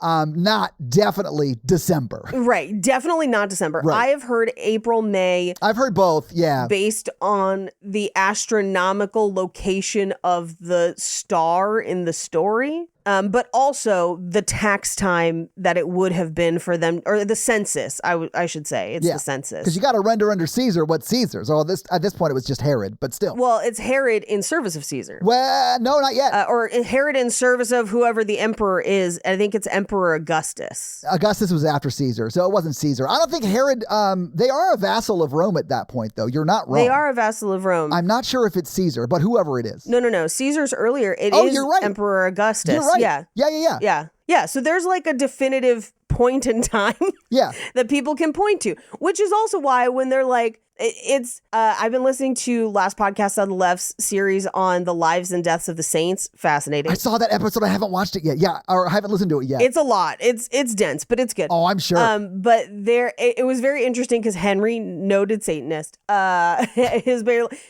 always been like, Jesus isn't real. And he's like, he is real, at least as a guy. Yeah. Like there is a guy that people can point to. There is historical evidence that dude existed. There's a guy. Yes. But yeah, and within that time. But that means that like, as we look at like Christmas, which is why it pisses me off every time whenever people are like, the Starbucks cups have Santa on them. I'm like, Christmas isn't even Christian. Technically, like if you want to get into it, why do you have Christmas trees? Because of Yule. Why do we give gifts? Because of Saturnalia. Like it's nice if you want to take this time to think about what this means for your religion, but understand that this date and time and all of the practices were made by people. Specifically, a lot of the things we do in America were made by marketing departments in the 50s and 60s. And I love them for it. Love the style. Come on. But you have to understand. It's great. So when there's this whole war on Christmas, I'm like, you need to understand what Christmas fucking is. Like, and if you understand that and still love it, as I do, great. Have fun. Party. But don't get up in arms of like, you're taking the Christ out of Christmas. Technically, there was no Christ in Christmas to begin with. It is literally Rome marketing a holiday to stop people from overthrowing them. That is what it is. That doesn't need to change your relationship with God at all to understand history. At all. Yeah, at all. But some people do feel threatened because facts disagree with their faith and they always choose fact over faith. But like they can coexist too. You can just be like, yeah, of course it was a made up thing, but Jesus still existed. He's still my personal savior and I choose to believe it. I don't give a shit. Have fun with it. I like getting gifts. Let's do it. Yeah, I like what he had to say. He didn't talk about Christmas. This is completely different. It's nice to reflect on him and the idea that God would sacrifice things to save us because he loves us. Great, no problem. Sure, I just meant like celebrating his birth by giving gifts. Yes. Like if you choose to do that, awesome. I love it for you. Yeah. And listen, buy me a gift, I'll get you one. Hey. You know, like I'm game, whatever. Low Saturnalia, let's party. Like, you know, it's, hey, let's make all the fun, die-hard Council of Nicaea jokes that we can. What is it, 313, the year after they voted at the Council of Nicaea to make God a deity? Whatever. Or Jesus? Whatever. Yeah. Who cares? Doesn't matter. All I'm saying is, and this is what he's bringing up, is like all of these things are just iterations and changes. And I'm like, yes, that is how people work. You can still choose belief. It's also how people tell stories, Paige. Yes. Yeah. I know. It's the Joseph Campbell of it all. I know. But I know. But it is fine for you to still believe and to choose to believe, even with this. This doesn't need to change it. Yeah. I do love that he brings up, he's like, what if 60 years from now people think the Phantom Menace is? Oh, yeah. And I'm like, I do think technology has changed the way we view stories in general, so it's probably not. But people do think that John F. Kennedy Jr. is coming back on Reddit, so like maybe, who knows? I do love that they connect all the way through like Mithras or whatever. Mithras, yeah. Yeah, Mithras all the way through to Jar Jar Binks. Yes. Like, I thought that was awesome because he is talking about like the saviors that were virgin birthed before Jesus, right? You know, and then he connects all the way through to Phantom Menace, where that is a trope in Star Wars. Oh, that's right, midichlorians. Darth Vader is supposed to be a product of a virgin birth, right? I'm not saying that's true. From what I understand, his mama got down. I don't know. I wasn't on Tatooine, but well, no, it's the midichlorians. But then you also, and this is that's what she wants you to believe. That's what she wants you to believe. But this is what Barnes is about to bring up. Yes. And it is my, I guess, response to people who dig through all of this and don't think about context at all. Because yes, you are absolutely right. In Phantom Menace, Darth Vader is born of midichlorians, but you have to understand that that's written by George, oh my God, how am I Lucas, George Lucas fuck. Page, our Lord and Savior, George Lucas, please. That was written by George Lucas, a man who grew up in post-war California in the 50s and 60s. Oh, you saying it's too woke? No. Is that what you're saying? I'm saying that his contextual background in writing that story is based in Christianity being the common cultural myth. He's not wrong. And so it worked. It's gonna perpetuate. Yeah. No matter what, because people write stories, people write what they know. I just like that they tied the story of Jesus right through its many iterations, pre-Jesus, all the way through probably the most famous one, which is Darth Vader. Like, I loved that this movie connected all of those dots for you. Well, and again, and this is why I'm mad they didn't include the Joseph Campbell of it all. They should have, right? Because it is just the way humans tell stories. And it's like Joseph Campbell didn't come up with the way to tell a story. He did research into how stories have been told over time. Yes. And like, that's the reason the story circle he came up with works so well, because he didn't come up with it. Right. He put it in a language that we can all share with each other and learn how to do it. But these are things good storytellers have done forever. Right. And she doesn't bring it up in this moment. She brings it up later. But I do appreciate that Barnes brings up, she's like, you have done essentially a Joseph Campbell of looking at the commonalities. You didn't look at the differences. Yeah. So these are not perfect matches. They're changed by every culture because this is how humans tell stories. That doesn't invalidate anyone's belief necessarily. It is just serving your point that you're making right now. I don't have to buy into your point. But again, that's why she's going to get killed in just a bit. Yeah. But I do think like he didn't say they were exactly the same. He was like, these are iterations of it. And like you said, as you move across the globe and as it hits another region, it changes slightly. Like your New Orleans example or Rome even. Yeah. Or Rome even. Yeah, I get it. But I also love that he brings up now that he's like, if you believe that there is a God who judges you on everything, but also lets people die and all of these things, that's a terrifying thought. You might find some comfort in pieces of that, for sure. Yeah. And comfort in the understanding of like, if it is a combination of free will and fate, or free will or God knowing what we will choose or whatever, which then brings into question what is free will, whatever. You may have comfort in the idea that someone's watching over you and taking care of your life, which is what the Bible would tell you. Yes. I see no problem in having comfort in that I take a lot of comfort from that personally. At this point in the movie, I wrote, oh, the room that they're in is life. Yes. And they have to make a choice, believe or non-believe. Right. And I love, it doesn't matter. It doesn't matter. You're still going to die. Yes. Like, that is what happens. Like, I loved that so much. Because he also brings up, he's like, let's say you don't believe. And we are all meaningless, sailing on a rock through space, and we have no purpose, and there's nothing after. That is also terrifying. So you have to choose. I think there's so much freedom in that, though. Like, oh, no, that's way worse for me. I get it. That is, yeah. That's fine. I get it. I understand why people do believe. I think it's, in my personal opinion, more relaxing to know that this decision doesn't matter as much as I'm putting the weight on it. Sure. Because I am an ant on a rock being hurled through space, and I've really just got to get back to spreading managed democracy on Helldivers to make a difference. You know what I'm saying? Well, we're getting there. We're getting there. Sorry, they just released a bunch of new stuff, Paige. I'm trying to get into it. I've been gone all week. No, I know. I take a lot of comfort in the idea that the world is more magical than that, and that we are a magical part of it. And that within that is love and care for both us and each other, but also the thing that made us. Yeah. In part, I think because I vibe with artsy shit. And so I love the idea of a creator loving their creation. Because I create things and I like them too. And so I feel like that's a relationship I understand, if that makes sense. Yeah.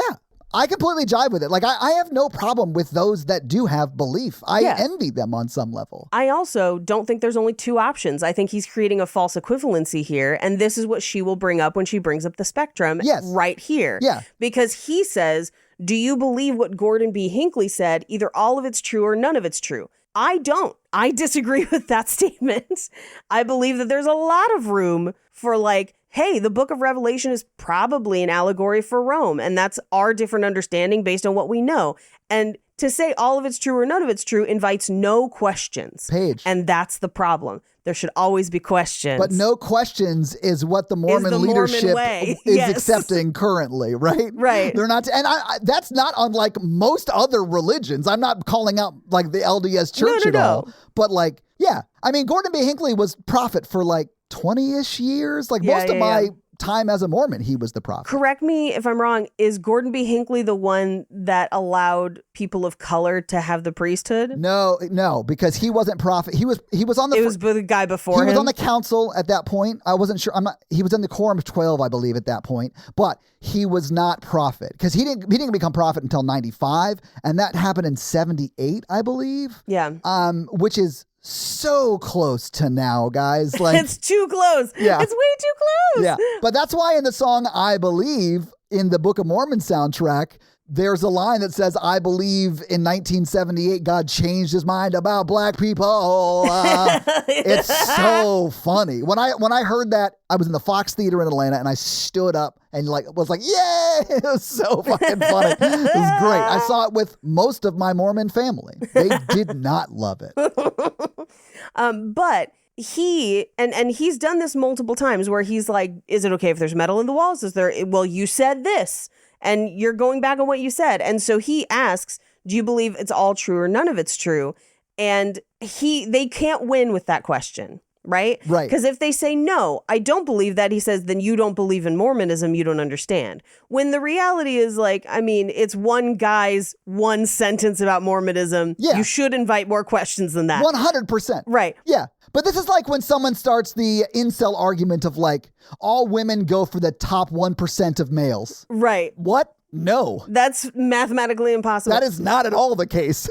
That's an insane belief that you're just like basing a whole lifestyle off of, you idiot. I view this as the question of like, have you ever heard someone say the question, have you stopped beating your wife? Yes. Yeah. Because yeah. if you say yes, then you were beating her. If you say no, then you haven't stopped.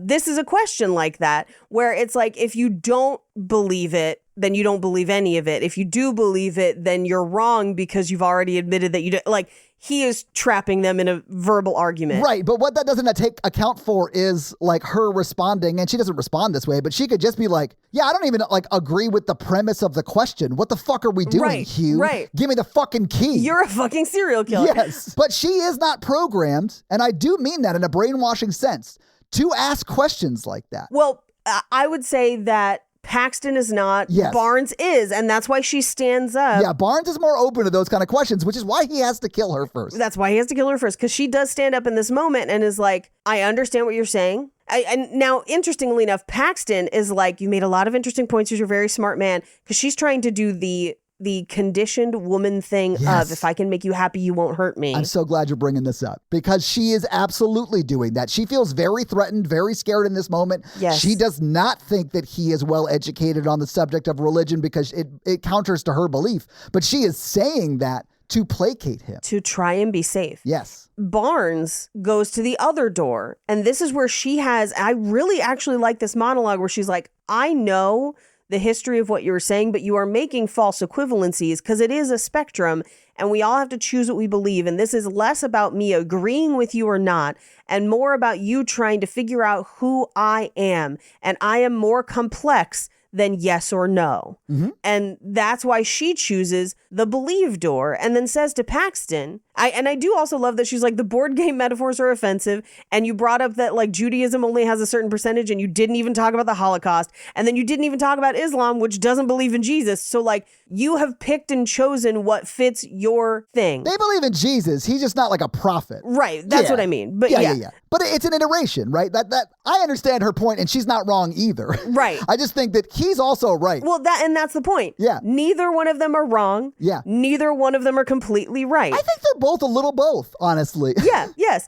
Because I agree with her in saying he has generalized to fit his own narrative, because that's what a lot of people do. He definitely has. Yes. He definitely has. Because he's turned his atheism into a religion, and so he's forcing things in that like don't necessarily fit, but he is forcing to fit. Right. It's like cutting a puzzle piece that doesn't fit to make it fit. To make it fit.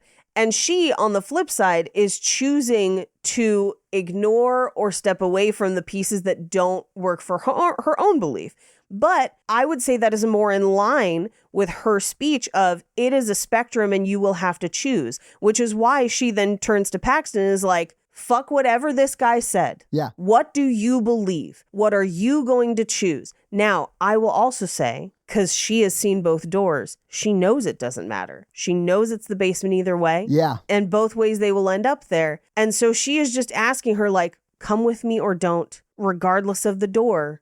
Like, you stepping through a door that says disbelief might hurt you just in your own personal emotions. Oh, yeah. So just be honest about what you believe, because either door is going to be bad. Yeah. But at least you will have felt true to yourself. And that's all you can really say at the end of the day. Yeah.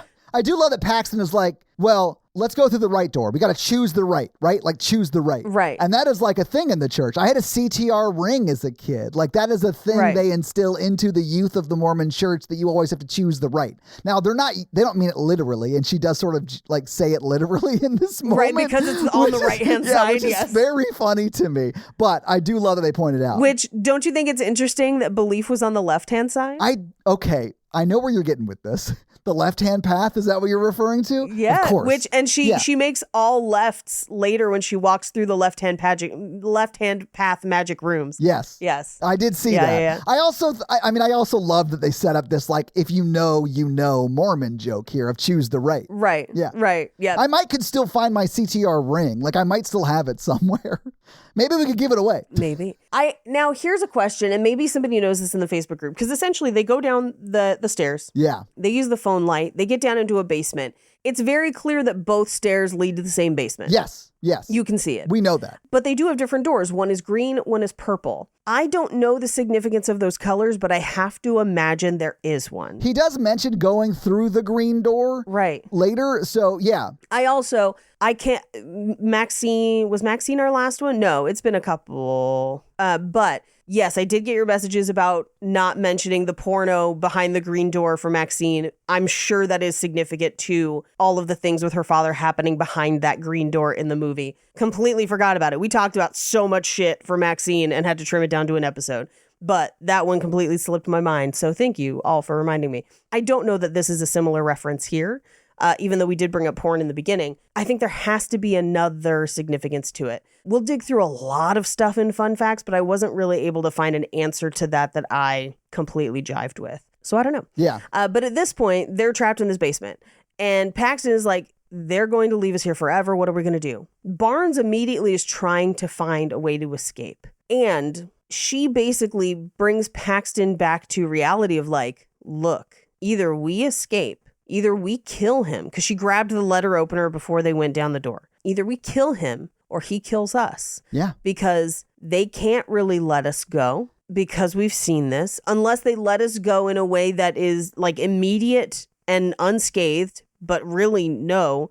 At this point, we kill him or he kills us because we're witnesses. Yeah. And you need to understand that right now. I do love that, like, this movie points out that if you're in a situation like this, they will kill you unless you kill them. Yes. Because that's, like, true. That's, like, how it is. Yeah. If you don't distance yourself and get away from this type of thing, and I don't mean like religion or even like capitalism, as I did try to connect that earlier in the episode. I just mean like abuse, like relate, like this kind of thing. Like you have to kill the serial killer coming down the basement. Yes. Or they will kill you. Yeah, absolutely.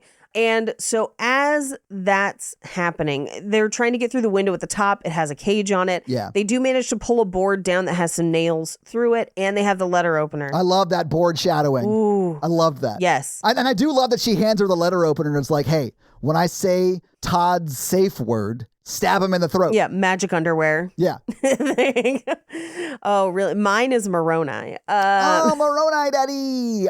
Yeah. No. But as they're kind of plotting, someone walks into the room barefoot, wearing sackcloth and carrying a lantern and what immediately appears to be a blueberry pie. Yeah. And her bones are making noise. She's clearly malnourished. She's not doing well. But Creep by Radiohead, or rather the audio with Hugh Grant singing over it. I love, and he's just like, I guess they have like a microphone or intercom system. It might even be just like a tube, like one of those old school speaking tubes. They say it's a speaking tube because that's what they're going to try and light the fire so that the smoke goes up. Yeah. I did love that. And I love that it sounds kind of tinny like it would, you know, and it's just him like giggling, like songing or singing the lyrics. It's very cute. It's very cute in like a serial killer's going to kill you kind of a creepy way. Right. And so, and that lady sets the pie down and then just kneels. And they're like, we don't know what she is here for. So we're going to try and figure out how to get the fuck out of here. Yeah. So Paxton checks the other stairs. They can't get up. They find Barnes checks the other stairs and there's enough room for them to pull the rug to get matches and to pull a chain. Yeah. But they can't quite get the matches through. But at this point, they start to hear through the speaking tube. And he's like, I brought you here to show you a miracle because I need a witness. So this lady is a prophet. She's going to eat this blueberry pie. It has wolfsbane and belladonna in it, and she's going to die from consuming the pie. And then she will be resurrected. Ready? Go. Now, here's the thing. She does eat the pie, and then she appears to die. Now, As she's eaten the pie, the doorbell rings. Yeah. Which draws their attention. That's going to be very important. They come back and feel her pulse. She is dead. And when they kind of turn back, Sister Paxton does say she moved. Well, okay, it's not that they don't just like look away and then look back. Right. They leave run. the room. Yeah, they don't leave the room. So they run up the steps, right? Right. And they're looking out under the door to see his feet go towards the door, right? And then they come up with this plan of like whatever. So like, I know what you're getting at. And yeah, they had plenty of time to switch it out. Right. Yes. Right. Yes. So as they've gotten the matches, they've pulled the rug, they're trying to light the fire because up at the doorbell is Topher Grace looking for them. Yeah. And can I tell you though, when he comes back to give him the pamphlet, because my whole thing was like, he's at the door. Does he not see their bikes? The bikes were there. What's going on? And the bikes, we will find out, are gone. Yes. But he shows back up and you're like, oh, he's going to ask questions. No, he just gives him a pamphlet and it's so funny. That was so funny to me. I loved that. And I loved that it was Topher Grace. And you know Topher Grace. So you're like, oh, maybe Topher Grace is going to enter the scene and like save everybody and like get everybody out. Yeah. And he does come back, but it's mainly just to give him a pamphlet. Because he's like, well, if I expect the sister missionaries to do it, I should do it too. And he hands him a pamphlet and then leaves. Which like, I don't think it's at all his fault that No. Sister Barnes dies. But like, you know, it's funny. It is what would happen. Before we find out the bikes are gone, my thinking was heavenly minded but no earthly good, because he would have walked past the bikes to get there. And then we find out the bikes are gone, so he had no idea. Yeah. He was just asking questions. He didn't know. Yeah. But meanwhile, they're trying to light the fire, and who should suddenly be alive but the prophet barfing up blueberry pie all over their match. The only real jump scare of the movie, and it super got me. Oh, yeah. Because she looks, I mean, it is dark. Oh, we didn't talk about the darkness. So let me come back to that in a second. Yes. But like it's so dark that like the pie on her face looks like blood. And when she died, her whole face went into it. So it's like this whole like scary thing. Yes. And then of course she's throwing up, which I don't love either, onto the fire that was going to save them. I was like, oh, this is perfect. I love this. Yes. Well, and then she whispers, conductor says my name, white clouds, not heaven. They unplug my brain. It is not real. Yeah. Now, that will become significant later, but he's like, great, we'll add this to the liturgical text, come this way, and ushers her out through another door. And then he then says, one of you has been lying since you first got here. From the way the fire reacts to each of you, choose your words carefully. What did you witness? And he asks Paxton, did you see a miracle today? And she's like, yeah, because I don't know really what I saw. Like, yes. And then he asks Barnes, did you see a miracle today? And she says, no. Yeah. We saw an experiment. Like, we saw a magic trick. No, we saw a faith healer. Like, no. I mean, Yeah. I haven't figured out how you've done it. And in my mind, I was like, he told you the pie was poisoned, but you don't know if it actually is. Right. You could try it, but if it is, then who knows? Like, I'm not taking those odds. I'm not going to take those odds. But yeah, no, I mean, we don't know. I mean, this is why I've always said I much prefer magicians to priests. Because magicians are at least honest. Right, that it's not real. Yeah. Now, I will say, because she's like, I don't know if you're playing chess or checkers. And he says, I'm playing Monopoly. I told you. Yeah. Which I actually thought was pretty fun because I'm like, yeah. Which, okay, Paige. I think is him acknowledging that he has created an iteration. Yes. And that he thinks he's God. Yes. Although that's me reading into it with my own lens, but I think that's what I thought when I saw it. I was like, oh, this guy thinks he's God. I agree with that reading 100%. Okay. I do think that is exactly what he is saying. Okay. But this is when she says, I almost died at 4 from Taco Bell, which sounds delicious. Yeah. But I had to be clinically dead while they worked on my kidneys. And I saw white light and I, saw a lot of the things she described. It was a near-death experience. Now, I am of the personal belief that most near-death experiences are caused by DMT in your brain. I think there's a lot of science to back that up. Plus, people do it for fun now. There's only science to back that up. The only thing that doesn't back that up is literal faith, which is the opposite of fact. So like, yeah. I mean, I think there's so much science that's like, hey, your body does this to you in this scenario. And it explains a lot of people who have had near-death experiences and the things that they have seen and experienced. I don't think that invalidates your belief in heaven at all. I don't think it has to, but I do think we have a scientific explanation for this specific thing. That don't mean that there's nothing. It just means that in these particular instances, what people are seeing might be created by their brains, and there's a lot of validity to that belief. Yeah. Now, she then says, I think you are somehow keeping this woman so sick that she is constantly experiencing that, which I think would be difficult to do. But I do think she's close in that she knows that, like, this is not real, but he has engineered it. She just isn't quite right about how. But she does know it's a magic trick. Right. She does know correctly it's a trick. Yeah. Right. And at this point, she is about to say magic underwear. She says, not a magic trick, magic underwear. But before she can get it out, he slits her neck. Yeah. Because I think he knew that she was going to fight back at that point. Yes. He could not trick her in any way. Yeah, she is like a critical thinker, and that is not a good thing for people who are trying to start a religion. I know as someone who suffers from having a co-host that has critical thinking skills, who she will not allow me to create a religion. I won't. It's ridiculous. I'm sorry. Think of the tax saving. I know, but no. So, and she's bleeding out. Now, he did cut her with a box cutter, which is difficult to get someone deep enough to completely kill them. I do think at some point, like, she is actively bleeding. She's not doing great. I do think she dies in this movie, but I do think it makes sense that she wasn't dead when she comes back at the very end. Spoiler alert. Yes. I think she kind of plays dead here a little bit. I also think she may have been passed out when he was fucking digging through her arm. Because that would have, there's no way I could have sat still through that. But oh, yeah. Yes, I think it makes sense. And I do think she might not be dead. Like, because we see her get out, or we see Paxton get out, perhaps, then we perhaps have a way to save Barnes. But I do think she might have died. Yeah, I think she dies in this movie. She bled out a lot, for sure. But this is where he's like, she's not coming back to us. And he has to come up with a reason why, because this doesn't work with his experiment. And so he cuts her arm and digs the implant out and hands it to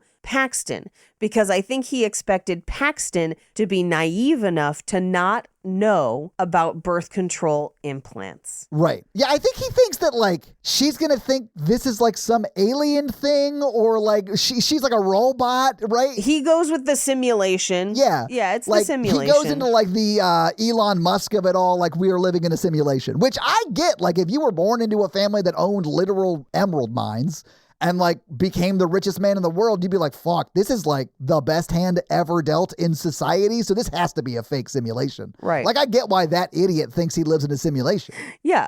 But he's trying to get her to essentially also kill herself, because this is something Barnes brought up of, like, I was trying to figure out how you were going to make killing ourselves our idea. Yes. But that is ultimately what he's doing.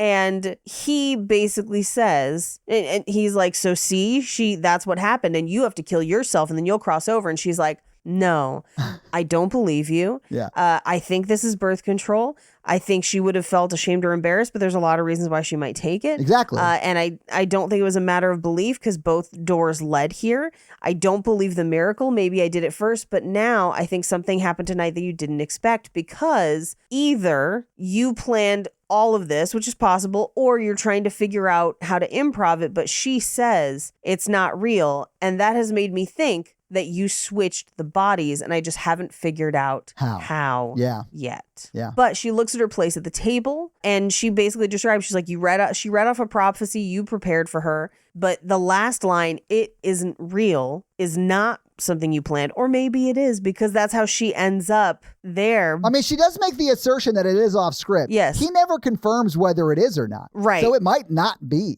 you know? It might not be. Yeah. But she, from the leak in the ceiling, finds that there's a trapdoor under the table. That's how they would have transferred the bodies. Follow the water, baby. Follow the water. And he basically is like, well, you'll have to go down there and see if there's a dead body, only if you want to know the truth. And the only way out is through.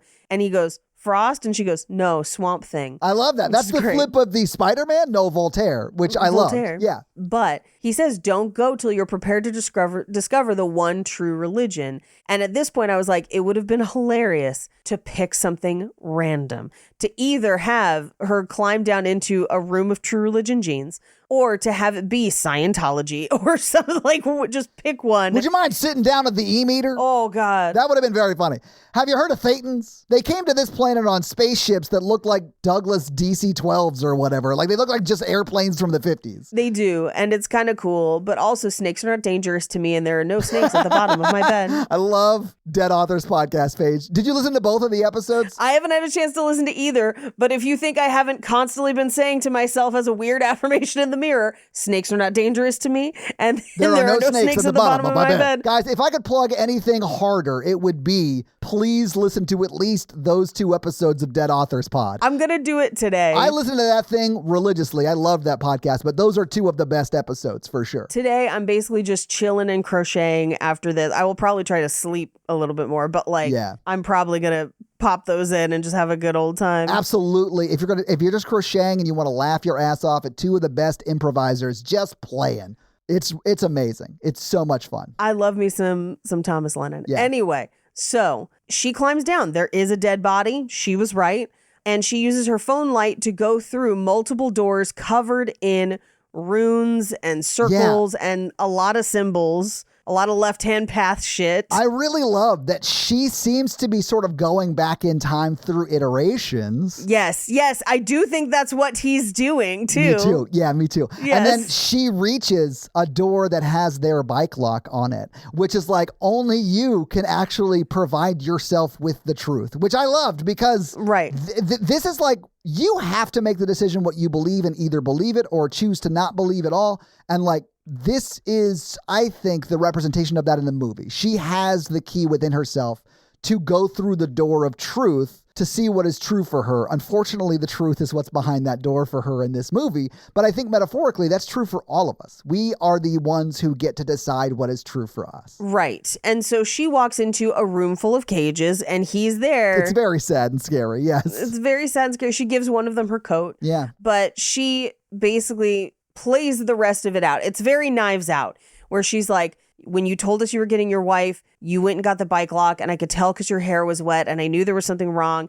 And I did all this. And he's like, yeah, well, you're exactly where you chose to be because all of your choices led you here, even though he engineered those choices because free will is an illusion in this Faraday box. Well, and in religion. But like the why did you do this? And then his response to that being, why did you let me? Oh, turning it on the victim. I love that he turned it around on her in that moment. I love it. Well, I mean, it's very frustrating, but that is like what would happen. Like that is, anyway, I loved that. I thought it was so true to what it's like, what those kinds of relationships are like. Right. And that is why I hate it, because it does happen in real life. Exactly. I hate it too, I guess is my point. Yes. But I love that they're like calling it out, you know? Yes. Yeah. Of why did you get molested? What were you wearing? Like, it's that, you know, like, but this is where he's like, you've allowed them to dictate every decision of your life, all the way down to your, and he says magic underwear. Oh, he shouldn't have said my safe word. She stabs him in the throat. I loved it. I was like, run, girl, run. And she climbs and runs through. And this is where we see the maze on the table and her running then into the room with the maze.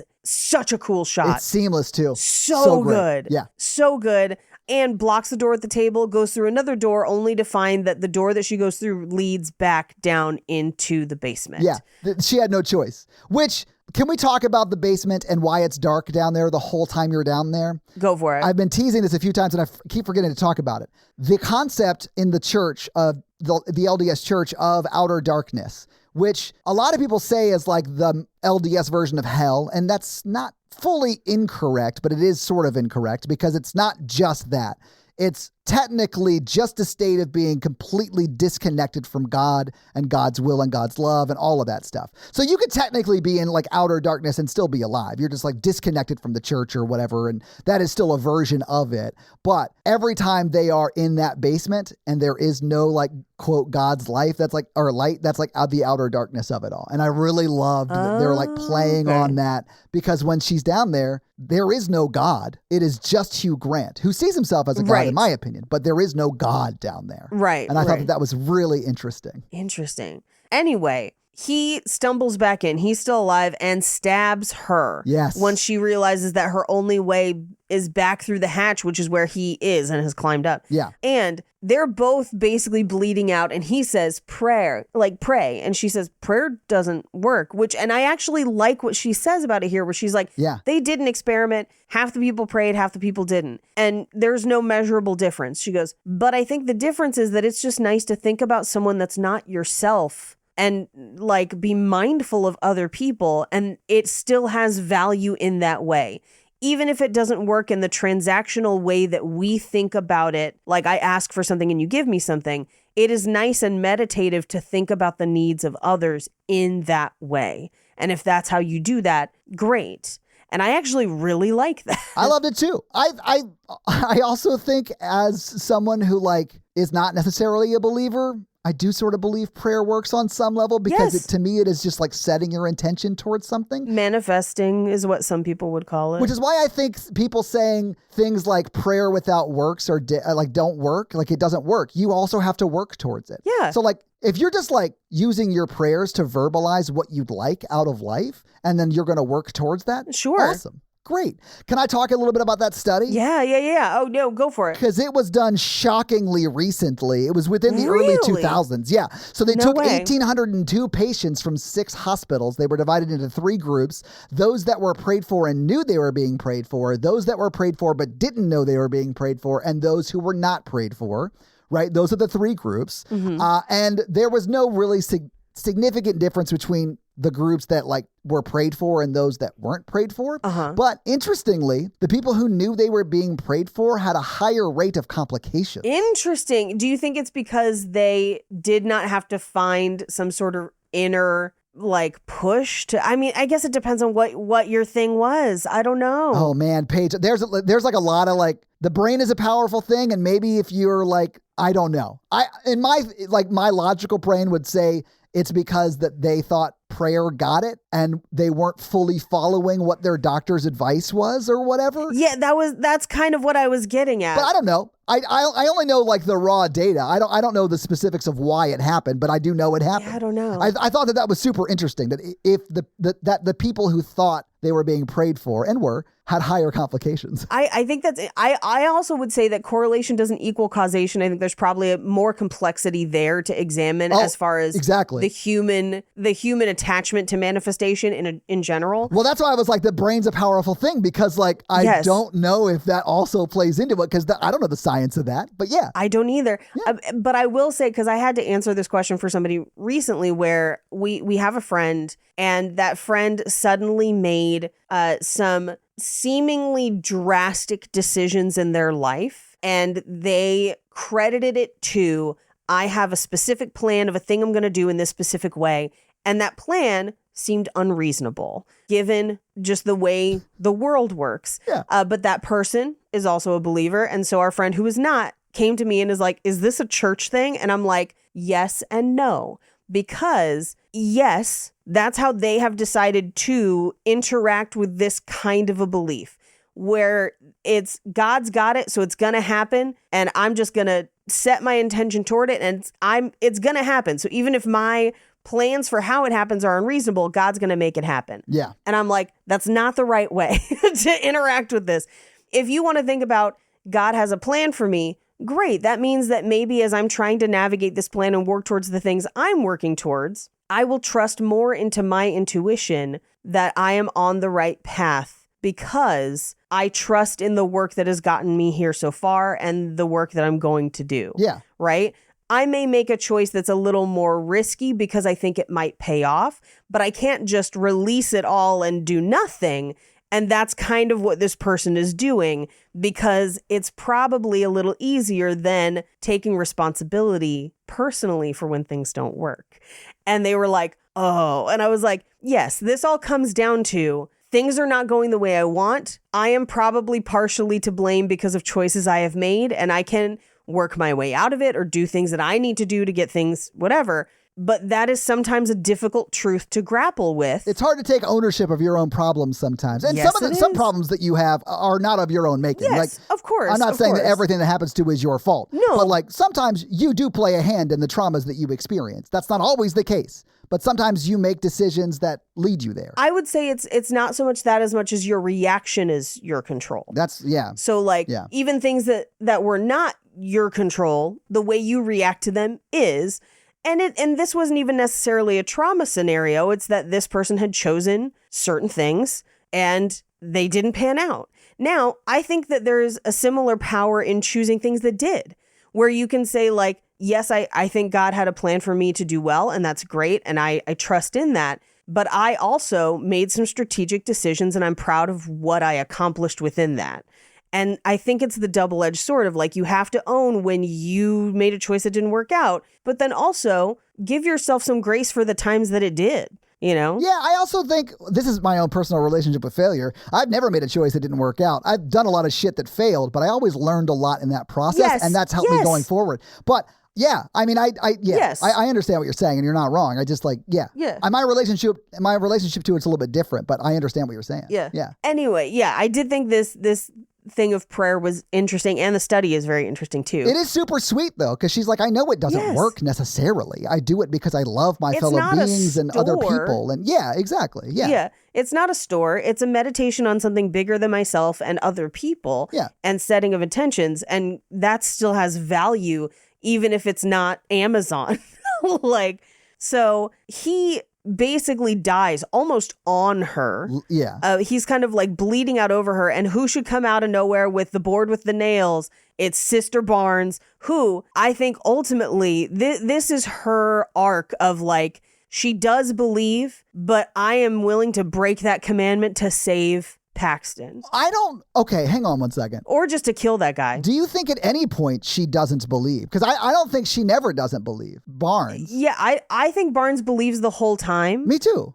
But has made this... I think this is a concession she believes she is okay in making. I don't think she's breaking any commandment or article of faith neither. or any Mormon teaching by killing this person. I don't This either. person has tried to kill her, thinks he killed her, and is trying to kill her sister, companion, and friend. Yes. So no, I think this is 100% self-defense. And if heaven exists, Sister Barnes taking the easy path up. Fine. You know what I'm saying? She'd be fine. She's on the speed. She's on the fastest elevator in the world, or maybe in the heaven. But like, you know what I'm saying? Right. Like, I don't think she had to like come to terms with breaking a commandment or anything.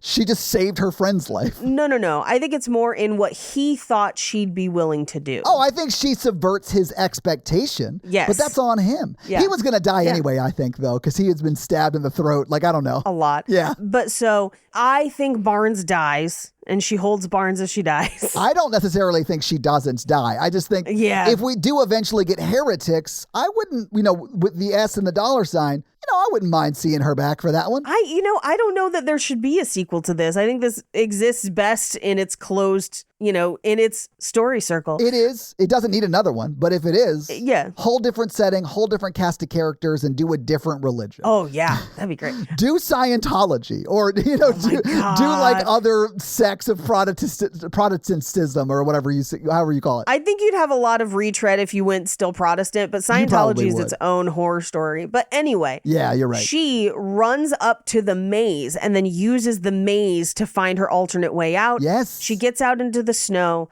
and she sees a butterfly on her finger, but then sees no butterfly. Yeah. Which I think is the movie saying, choose your own adventure. Is there a butterfly or is it not? You choose. And that's the movie. So having seen the movie, having talked about religion and death a lot, and having talked about the movie, what did you think about Heretic? I think it's incredibly well written and well done. Shot amazingly. That shot with the maze, incredible. Yeah. I really liked it. Substance is still probably my favorite movie of the year. I think it relates to my personal stuff more. But this was incredibly well done. Yeah. Really, really good. I think this is probably one of the best movies of the year. At least for me, I get why this movie might make you uncomfortable, especially if you are still living inside that sort of hyper-religious box that I was born into. But man, I think it's really well done, really well written. I have seen, I did see someone say it like the pacing was off and slow. And I guess if you're not interested in these topics, I get why you'd feel that way. But I thought it was perfect. Yeah. As far as all of that goes. And the guy who shot this, because I do think the cinematography in this is next level nuts. Yes. Is the same guy who who shot Last Night in Soho. Like, we have not done Last Night in Soho. we haven't. We can do it for the other month we have planned. Okay, nice. Okay. But yeah, he shot a bunch of stuff in the Obi-Wan Kenobi miniseries. Like, this guy is a amazing cinematographer. It's Chung Woo Chung. I don't know if you're familiar with that guy, but he is amazing. Dude's great. Anyway, but yeah, I love this movie. I bought it. It was $19.99 to rent, and it was $25 to buy. And I was like, well, this is pretty much a movie that was made for me, so I'm going to buy it. And I'm glad I did. I'll probably watch it again. Yeah, for sure.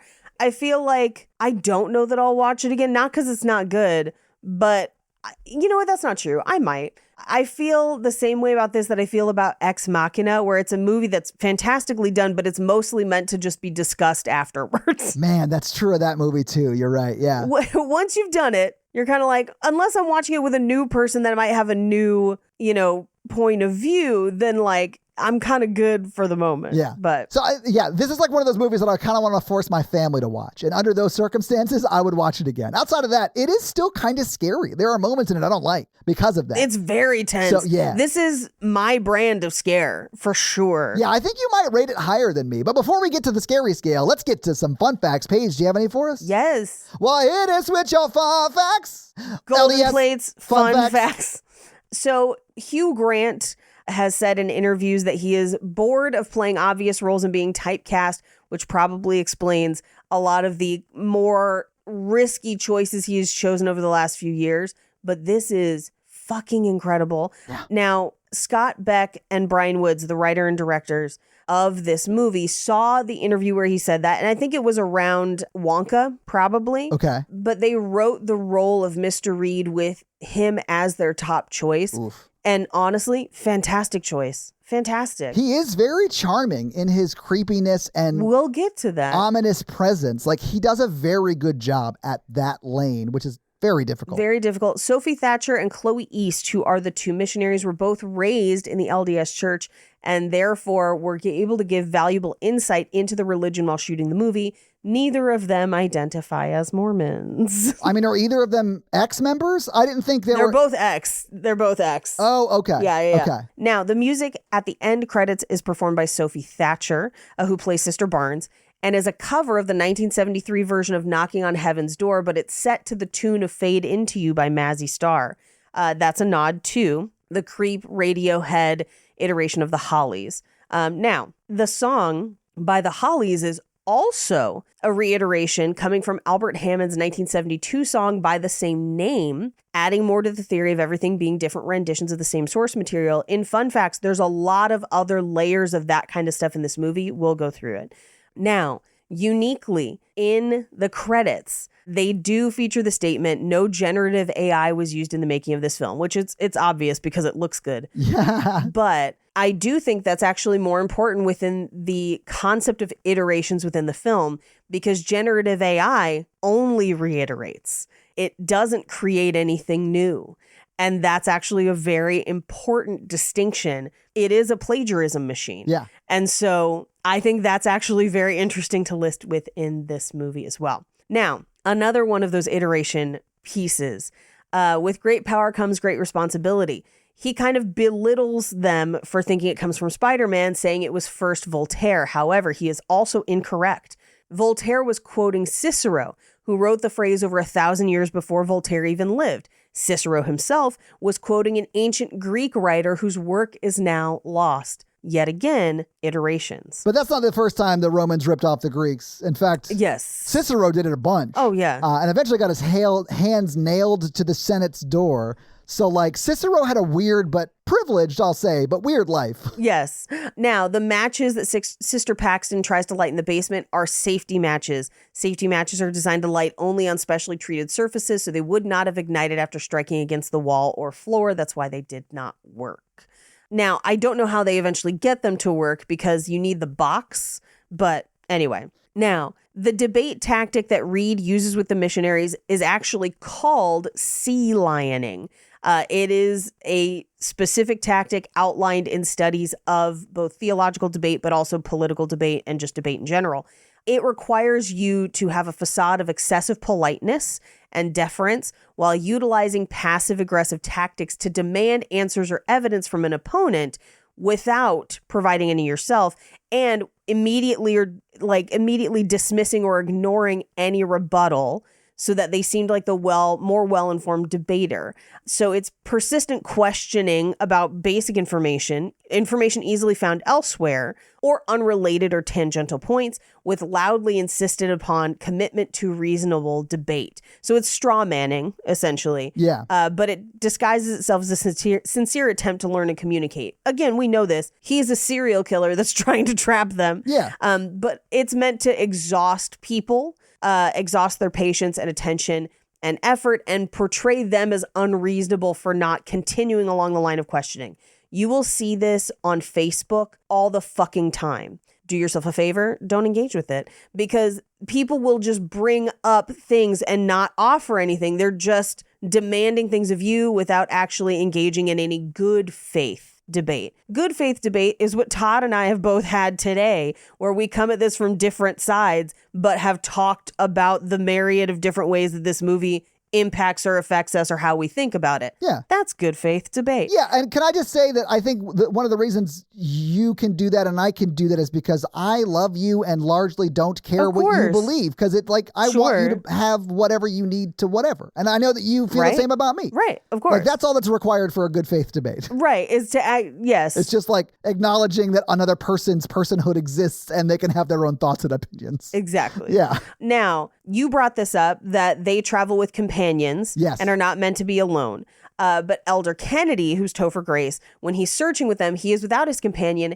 And they say that that's because he is a service missionary. So he is a couple levels above, and he probably would have a car, as you said. Now, this is Hugh Grant's second horror film after The Lair of the White Worm in 1988. I really hope he does more. He was fantastic. Yeah. No one in the movie is addressed by anything other than their last names: Paxton, Barnes, Reed, and Kennedy. Yeah. Now, let's get into some of Reed's arguments. So, Reed claims that Horus was crucified and rose from the dead and had 12 followers as proof that all savior myths have common threads, but none of this is true. Crucifixion is a Roman method of execution and post-dated the Pharaonic era by several centuries. Horus is also never executed in any myth associated with him. As the god of the skies, he dies naturally at dusk every day as the sky darkens and then resurrects with the sunrise. There's a lot of different myths like that, similar to in Greek mythology where they're dragging the sun back and forth across the sky. You get it. Yeah, I mean, I've heard of... Hermes. What's that? No, not Hermes. No. Who's the other one? Who's the other one? Icarus. I've heard of Icarus. Yeah, I get it. Icarus, yeah. Flew too close to the sun. Right. Now, Horus's number of acolytes also fluctuated depending on the region of Egypt where his cult was worshipped. So any stories placing significance on the numbers don't take into account that it fluctuated between 4 and 16. So it's not specifically 12 at any point. Similarly, he talks about Krishna and how Krishna was a carpenter born to a virgin, baptized in a river, who rose from the dead and ascended into heaven. None of that is true. Krishna is born to a king and a princess who was imprisoned by her brother. Later, the father received divine intervention and crossed a river, kind of similar to Moses more than anything, and placed Krishna in the house of the chieftains and the cowherds. He grew up as a cowherd, later realized that his true identity and became the king. But he did die, but did not ascend to heaven. Instead to Vaikunta, which is the abode of the god Vishnu, as Krishna was an incarnation of him. So Reed is also, again, he's a serial killer trying to make up things that fit his own myths, and he's suggesting that they don't know, and so they're not going to question him. So when Barnes does, that's when things have to change. Yeah. Now, when they enter the house, they take their coats off and remove their tags from their coats to put them on their shirts. But many Mormons will normally wear 2 tags, one on their coat and one on their shirt, is true. to avoid the necessity, which is kind of hilarious. Yeah. This is the second A24 film to include miniatures, which we talked about. Hereditary is the other. Both H's. Both H's. Hereditary and Heretic, yeah. And a pretty fun little coincidence is that they have the Spider-Man reference of with great power comes great responsibility. And Topher Grace is also in this movie, and he was in Spider-Man 3 as the original Venom. And those are your fun facts. Well, thank you for those fun facts, Paige. Let's talk a little bit about box office. Now, what do you think the production budget was for Heretic when it came out? And it came out this year, so we're just going to use 2024 dollars. Ooh, this is largely a single location movie, although there's multiple rooms within this location. But that means that you can mostly build it on a soundstage, and you're not having to battle location shots or other things like that. And it's also a house, which is pretty easy to set deck. Now, Yeah. aside from Hugh Grant, I mean, you do have Topher Grace, but he's only in like 2 scenes. There's no huge names in this outside of him. Right. And so I'm going to put this at around 12 million. Okay. I think if you made it less for 12 million, it looks great. I think if you made it for more than 12 million, somebody was probably embezzling some money.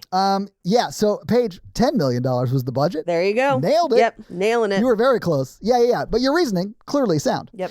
Now, this movie did come out on November 8th, literally just like a month ago. Yeah, not very long ago. A little over a month ago at this point, but you know. And it was number 2 the weekend it came out. It was beat by Venom, The Last Dance, which I have to assume is just like Save the Last Dance, but with Venom.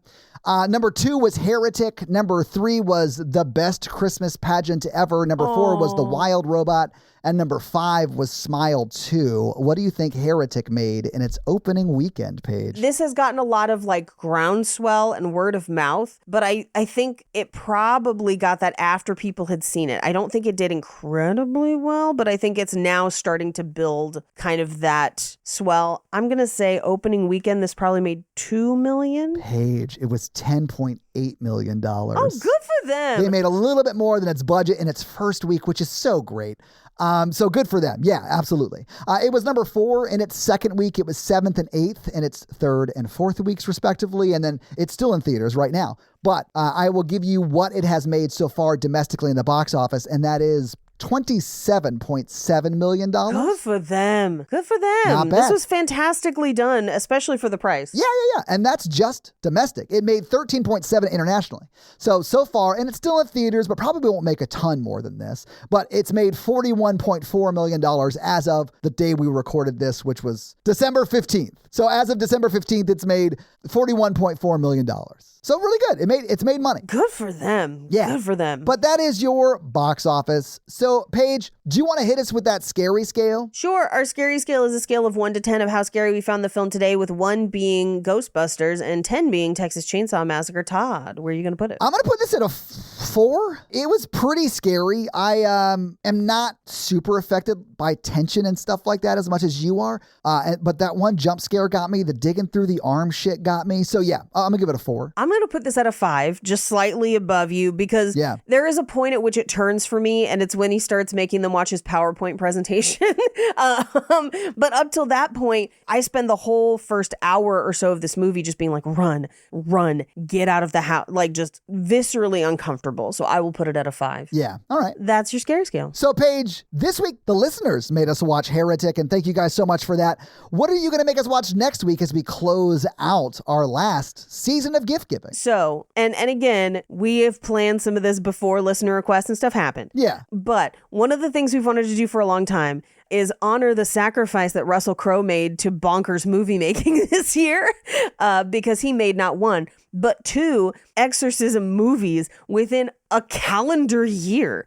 And so before this calendar year ends, we're going to do The Exorcism, which is not The Priest's Exorcist, but rather a different exorcism movie that came out at the end of this year starring Russell Crowe. So The Exorcism from 2024. I love that Russell Crowe's like, hey, I did one exorcism movie and I liked it so much I want to remake it, but call it something else. Well, and he's going to do a sequel to Priest's Exorcist too. And so it's like, it's just, I love it. Yeah. Thank you so much. I can't wait. But so your homework for next week is to watch The Exorcism. Is that what it's called? It's The Exorcism. And I'll read you a little blurb. Oh, hell yeah. Yes. So Russell Crowe plays an actor whose deteriorating mental state on a horror movie causes his daughter to suspect either his former addictions are at play or a more sinister cause. Okay. You're welcome. Well, that'll be fun to dig in next week as we continue. Is Russell Crowe just becoming an exorcist? Which is like a slow theme we're getting to on this podcast. If there's no Vespa in this movie, I will riot. And then next month we have the crazy fun. I can't This is one wait. of the first times you've ever contributed to a month theme and picked movies. I'm actually very excited about next month. It's going to be great. I picked the movie that started the theme. You picked the movie that kicks the theme off. Yeah. Good for you. Can't wait. Can't wait. Anyway, your homework for next week is to watch The Exorcism. And we'll drop that episode next Monday. And Todd, do you have any reviews for us? I do. So let me read this Spotify review that came out on our most recent, which was our Jason X episode, guys. That's the one that came out most recently. And there were a lot of very funny comments on this, and one of them was actually like I don't have social media, so this is the only place I can tell you that you were my number 1 and number 2 in my Spotify Wrapped for this year, so thank you so much. This is the one I want to read, though, and this is from Miss Stiletto, and they say, "A mother may I sleep with danger reference? Squee!" And the heart hands emoji. Mother, may I Postmates danger? I thought that was great. Anyway, so if you want to have me read your 5-star Apple review and or Spotify comment, leave us one of those things and I will do just that. So guys, if you like this show but want to hear Paige and I talk about romantic comedies or just regular romantic movies, check out our other podcast, some might call it a sister podcast, called Romancing the Pod, where we do just that weekly. It's a lot like this show, but for romance and romantic comedies, because Paige doesn't like them. So we make her watch them, just like you guys make me watch horror over here. But if you want to follow me, I am at Todd J. Awesome on all the social media. Paige is at Rampage Wesley on Instagram? Yes, and TikTok. And just Paige Wesley on Twitter, because you got that before some CEO lady, and she wanted it, but you wouldn't give it back, and I respect you for that. Refuse. Also, Paige Suck it, other Paige Wesley. Paige is also on another podcast. It's great. You should check it out. It's called Cult Podcast with Armando Torres, who is a wonderful person. And if you want to support this show, go to Patreon at patreon.com/horrorvirgin, where there are a lot of great levels and a lot of great things. We do the Patreon shout outs at the beginning of every episode. We do listener requests, stuff like that, bonus episodes. So you'll be getting all of that content, plus episodes a day early with no ads, and who doesn't love that? So sign up for the Patreon and get a lot of great stuff. That's going to be it for us this week, you guys. I'm Paige. And I'm your horror virgin, Todd. Keep it oogie spooky. Yeah. Have an amazing week, guys. Bye. Bye. I could talk about this shit forever.